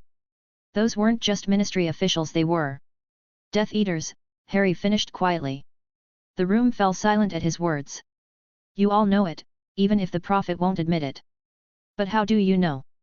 Roger asked, and quickly added, not that I doubt you. Charles named them, Harry replied. He told us last night. The names you read in the paper, those were the ones who were there when he was taken. So something happened where Charles was portkeyed to? A battle? Fleur asked. Yes, Harry agreed. There was a confrontation. Not with Charles though. He is not strong enough. Maybe after he escaped there was a battle. I should have been the one to reach the cup first had the impostor not intervened. The battle should have been fun. Elvinia gave Harry a pointed look. You and your meaning of fun. You should think about safety sometimes. Also running away trouble. Speaking of trouble, Alicia said, leaning in, have you heard how Charles escaped? Ronald told me Charles was babbling about some mysterious savior before they took him to the hospital wing. Harry kept his expression neutral. Yes, there was someone who helped him. But I don't know who it was. The Aurors are investigating. But Roger began, but was cut off by a sharp knock at the door. The door opened to reveal Sirius, his expression serious. Sorry to interrupt, everyone, but I need to borrow my godson for a moment, Sirius said, his tone leaving no room for argument. Harry followed Sirius out into the corridor, leaving behind his curious friends. Their muffled voices resumed as the door closed. Harry felt a pang of guilt. They deserved answers, but this was his war, and he intended to fight it alone. Someday, maybe, they would understand why he kept so many secrets. For now, their safety lay in ignorance. Besides, Harry had more immediate concerns like convincing Sirius he wasn't involved in last night's events. While he trusted Sirius with his life, there were certain things best left unsaid. Harry definitely didn't want his godfather to know he'd taken many lives last night. Just another typical day in the life of Harry Potter. Chapter 279, The Tournament's End. Sirius Black, his face edged with worry, led his godson through the castle's winding passages until they reached a secluded alcove, far from curious ears and prying eyes. "Are you all right, Harry?" Sirius asked, his voice barely above a whisper. His eyes searched Harry's face intently, looking for any sign of trauma or distress. "Where were you last night?" Harry looked him in the eye, his expression calm. "I was really only working on the portrait." His lips quirked into a small smile. "You don't actually think I took on Voldemort and his entire inner circle, do you?" He paused deliberately before adding, "Though I probably could handle Voldemort alone if it came to that." Sirius's eyebrows shot up, surprise momentarily overtaking his concern. "You really think you're that strong now?" "From what I remember of that Halloween night and the stories I've heard, yes," Harry replied thoughtfully. "My only weakness might be my limited real combat experience and knowledge of the dark arts. Most of my battles have been controlled situations." Sirius ran a hand through his hair, a habit Harry had noticed emerged when his godfather was processing difficult information. "That's actually somewhat reassuring, considering recent events. But Harry, promise me you won't go looking for trouble. Going after Voldemort without proper dark arts knowledge could be suicide. He's notorious for his traps." A small smile played at Harry's lips. "Always careful, Padfoot. Besides, Grandfather has promised to start teaching me dark magic this summer. It'll help fill that gap in my knowledge." "Careful?" Sirius barked out a laugh. "Like taking on a lake full of inferi alone? Or that basilisk? I came out unscathed every time, didn't I?" Sirius's expression softened, and he pulled Harry into a quick, fierce hug. "Just remember you're not alone in this, pup. Whatever happens, you've got people who'll stand with you." Harry returned the embrace, feeling a twinge of guilt at the secrets he was keeping. "I know. Thanks, Sirius."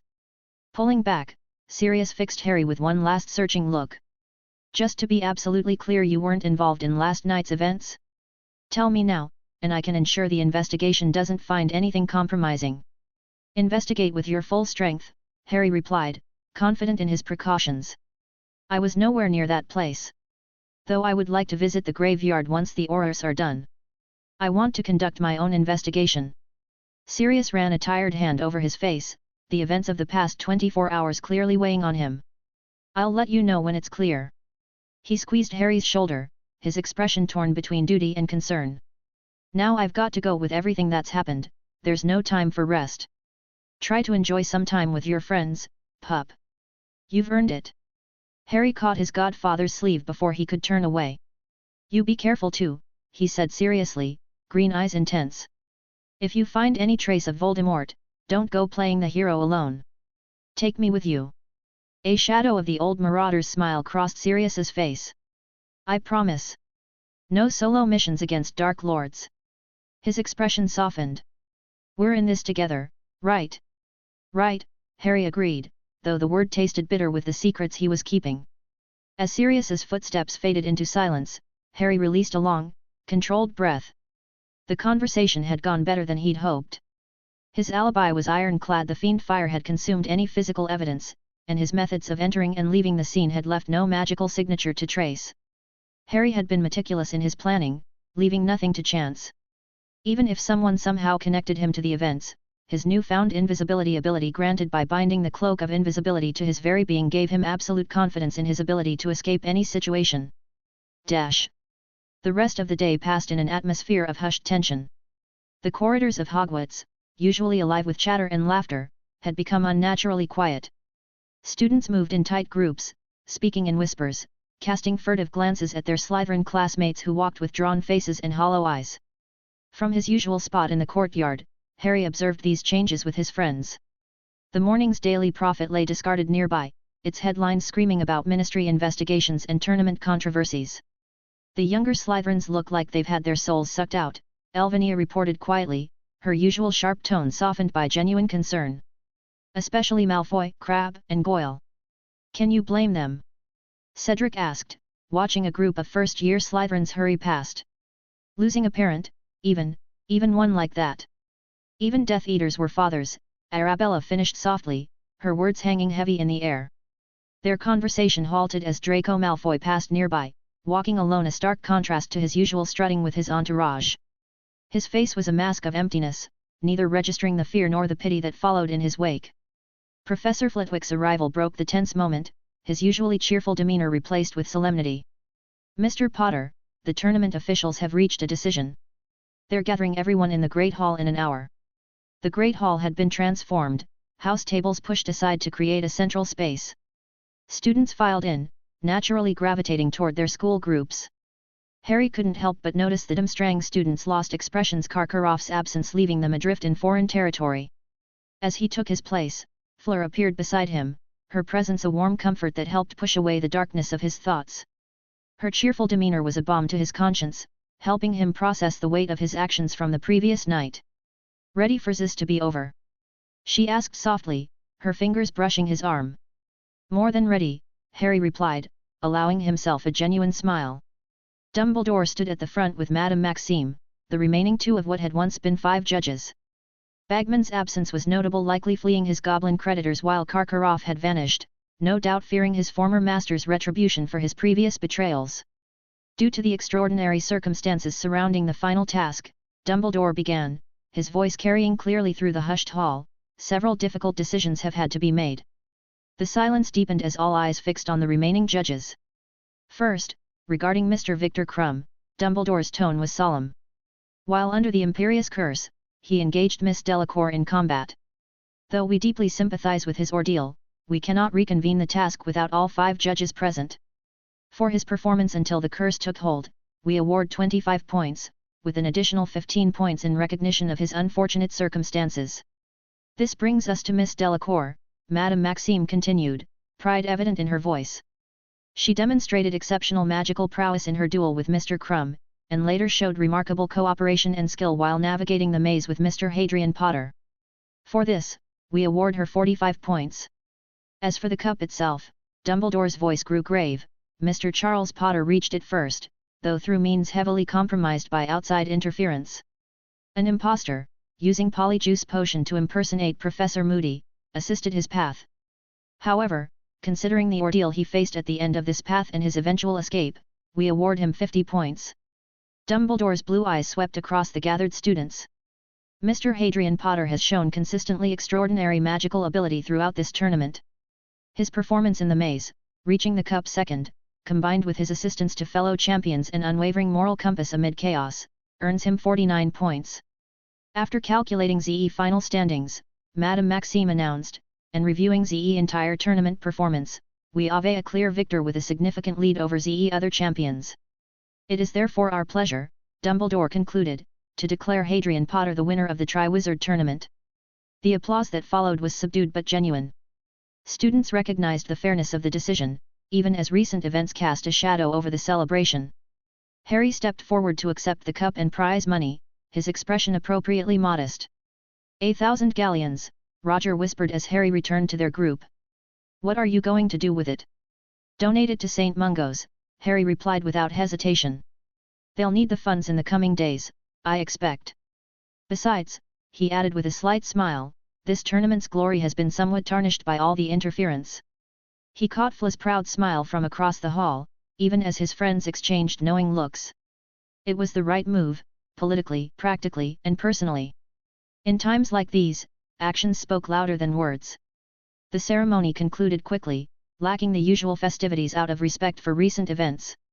Students dispersed in subdued groups, their whispered conversations a mix of tournament discussion and darker speculations about what the future might hold. That evening, as the sun set over the Forbidden Forest, Harry found himself in the astronomy tower with Fleur. They stood in comfortable silence, watching darkness creep across the grounds. "What happens now?" she asked finally, her voice carrying a hint of fear for the future. Harry's smile held both warmth and steel. "You move on with your life, Fleur. This isn't your war, it's mine. And if things go according to plan, it won't last long enough to be called a war. Promise me you will be careful," she whispered, her hand finding his. Below them, Hogwarts settled into another uneasy night, its halls still echoing with whispers of change and loss. The tournament was over, but Harry knew this was just the beginning. The burden of his secrets weighed heavily on his shoulders, but he would bear it gladly if it meant protecting those he loved from what was to come. Chapter 280, Final Days Part -1. The last week of term brought unusually pleasant weather to Hogwarts. Golden sunlight bathed the grounds, as if nature itself was trying to make these final days memorable. The aftermath of the third task and Voldemort's return still lingered in the air, but the warmth of early summer helped ease the tension. For Harry and Fleur, each moment seemed more precious than the last. They had fallen into a comfortable routine, balancing their time between public appearances and private moments. Mornings were spent with their respective friends, maintaining the facade of normal school life. Afternoons often found them by the lake, sometimes studying, sometimes just talking, while evenings were reserved for quiet walks through the castle's less traveled corridors. Today, they had claimed their favorite spot under an ancient oak tree near the lake. A subtle cooling charm kept the heat at bay while providing privacy from curious onlookers. Fleur lay with her head in Harry's lap, her silver hair spread out like moonlight on water. "Tell me again about your summer plans," she asked, her blue eyes studying his face intently. Harry's fingers absently played with her silver strands as he replied, "Lessons with grandfather mostly. Though I expect it won't be particularly enjoyable given the focus on dark magic." Concern flickered across Fleur's features. "Be careful with that, Monday cur. I have no experience since Papa forbade me from touching it. He said learning those arts puts a terrible strain on one's mental stability." "I know," Harry assured her, his voice thoughtful yet firm. "But with things as they are, I need to understand what I might face in my fights against dark wizards. I can't afford to be caught off guard by something I don't know how to counter." He smiled slightly, trying to ease her concern. "Don't worry, though. I don't plan on using it. I doubt I have much of an affinity for that sort of magic anyway." "Just be careful," Fleur insisted, reaching up to touch his cheek, her fingers cool against his skin. "I don't want you to change." She paused before asking, her voice dropping lower, "Any other plans? Like dealing with our newly resurrected Dark Lord, Coney?" Harry's expression turned calculating. "He'll be in hiding for now, rebuilding his forces. No need to waste energy hunting him. I'll leave that to Dumbledore's order." "Order?" Fleur's brow furrowed in confusion. "The Order of Phoenix," Harry explained. "Dumbledore's group from the last war. He'll likely restart it soon to monitor Voldemort's activities. So they will handle him." Fleur sat up, hope brightening her features. "Deal with him before he rebuilds his forces. That way there won't be a war, and you won't need to get involved." Harry's laugh was tinged with bitterness. "I wish. From what I know of their methods, they'll just watch and wait. That was their pattern in the last war. Death Eaters would attack, the Order would fight defensively, capture them, send them to Azkaban, and then Voldemort would free them. An endless cycle of pointless battles. Was it really like that?" Fleur's expression showed her disbelief. "In times of war, they didn't fight to kill. Dumbledore's mind works in peculiar ways," Harry shrugged, though his eyes held a hardness that belied his casual tone. "He's obsessed with preserving the old families, even the evil ones. Always about second chances, third chances, endless chances. It never seems to occur to him that some people don't deserve or want redemption. But didn't many ancient families die out in the last war anyway?" "Exactly. That's why many people consider him an old fool." Harry's voice carried a hint of frustrated amusement. "His methods cost more lives than they saved. Voldemort's forces were built in this very school, and had Dumbledore done something to stop it early or faced him directly, the war might never have gained momentum." Fleur's fingers intertwined with his. "So you will have to fight the war yourself." "The Order has their uses," Harry mused. "They'll act in the open, draw attention, while I work in the shadows. It suits me well enough." He squeezed her hand reassuringly. "Don't worry though, unless I'm certain of success, I won't act. I'll be gathering information for now, using the Order as my unwitting informants." "It's good that you have everything planned," Fleur's voice softened. "What about us? Do you have plans for that too?" Harry smiled, pulling her closer. "Those are my favorite plans. Borders won't be an issue, with my new abilities, I can travel between our homes in no time. You'll probably get sick of seeing me so often." Fleur's eyes sparkled with interest. "Really? What new abilities?" Before Harry could answer, their moment was interrupted by approaching footsteps. Roger Davies and Cedric Diggory appeared, both wearing identical grins and carrying broomsticks. "Sorry to interrupt the lovebirds," Roger called out cheerfully, "but we're kidnapping Harry for a bit. Last quidditch scrimmage before everyone leaves." Harry groaned dramatically. "Don't you two have your own dates to bother? Cho's already at the pitch, Cedric replied, grinning. You're the only one we're waiting for. Go, Fleur laughed, giving Harry a playful push. Show this golden boy what to expect in next year's Quidditch Cup. Cedric's eyes widened. Wait, what? Harry, are you seriously competing next year? Well, Harry stood, brushing grass from his robes, there is a Quidditch Cup missing from my list of achievements. Can't graduate without that, can I? As captain of Ravenclaw, Roger declared grandly, I wholeheartedly approve this plan. What started as a simple invitation for a friendly scrimmage quickly evolved into something far more significant. Word spread through the castle like wildfire, and soon students from all three schools were streaming toward the Quidditch pitch.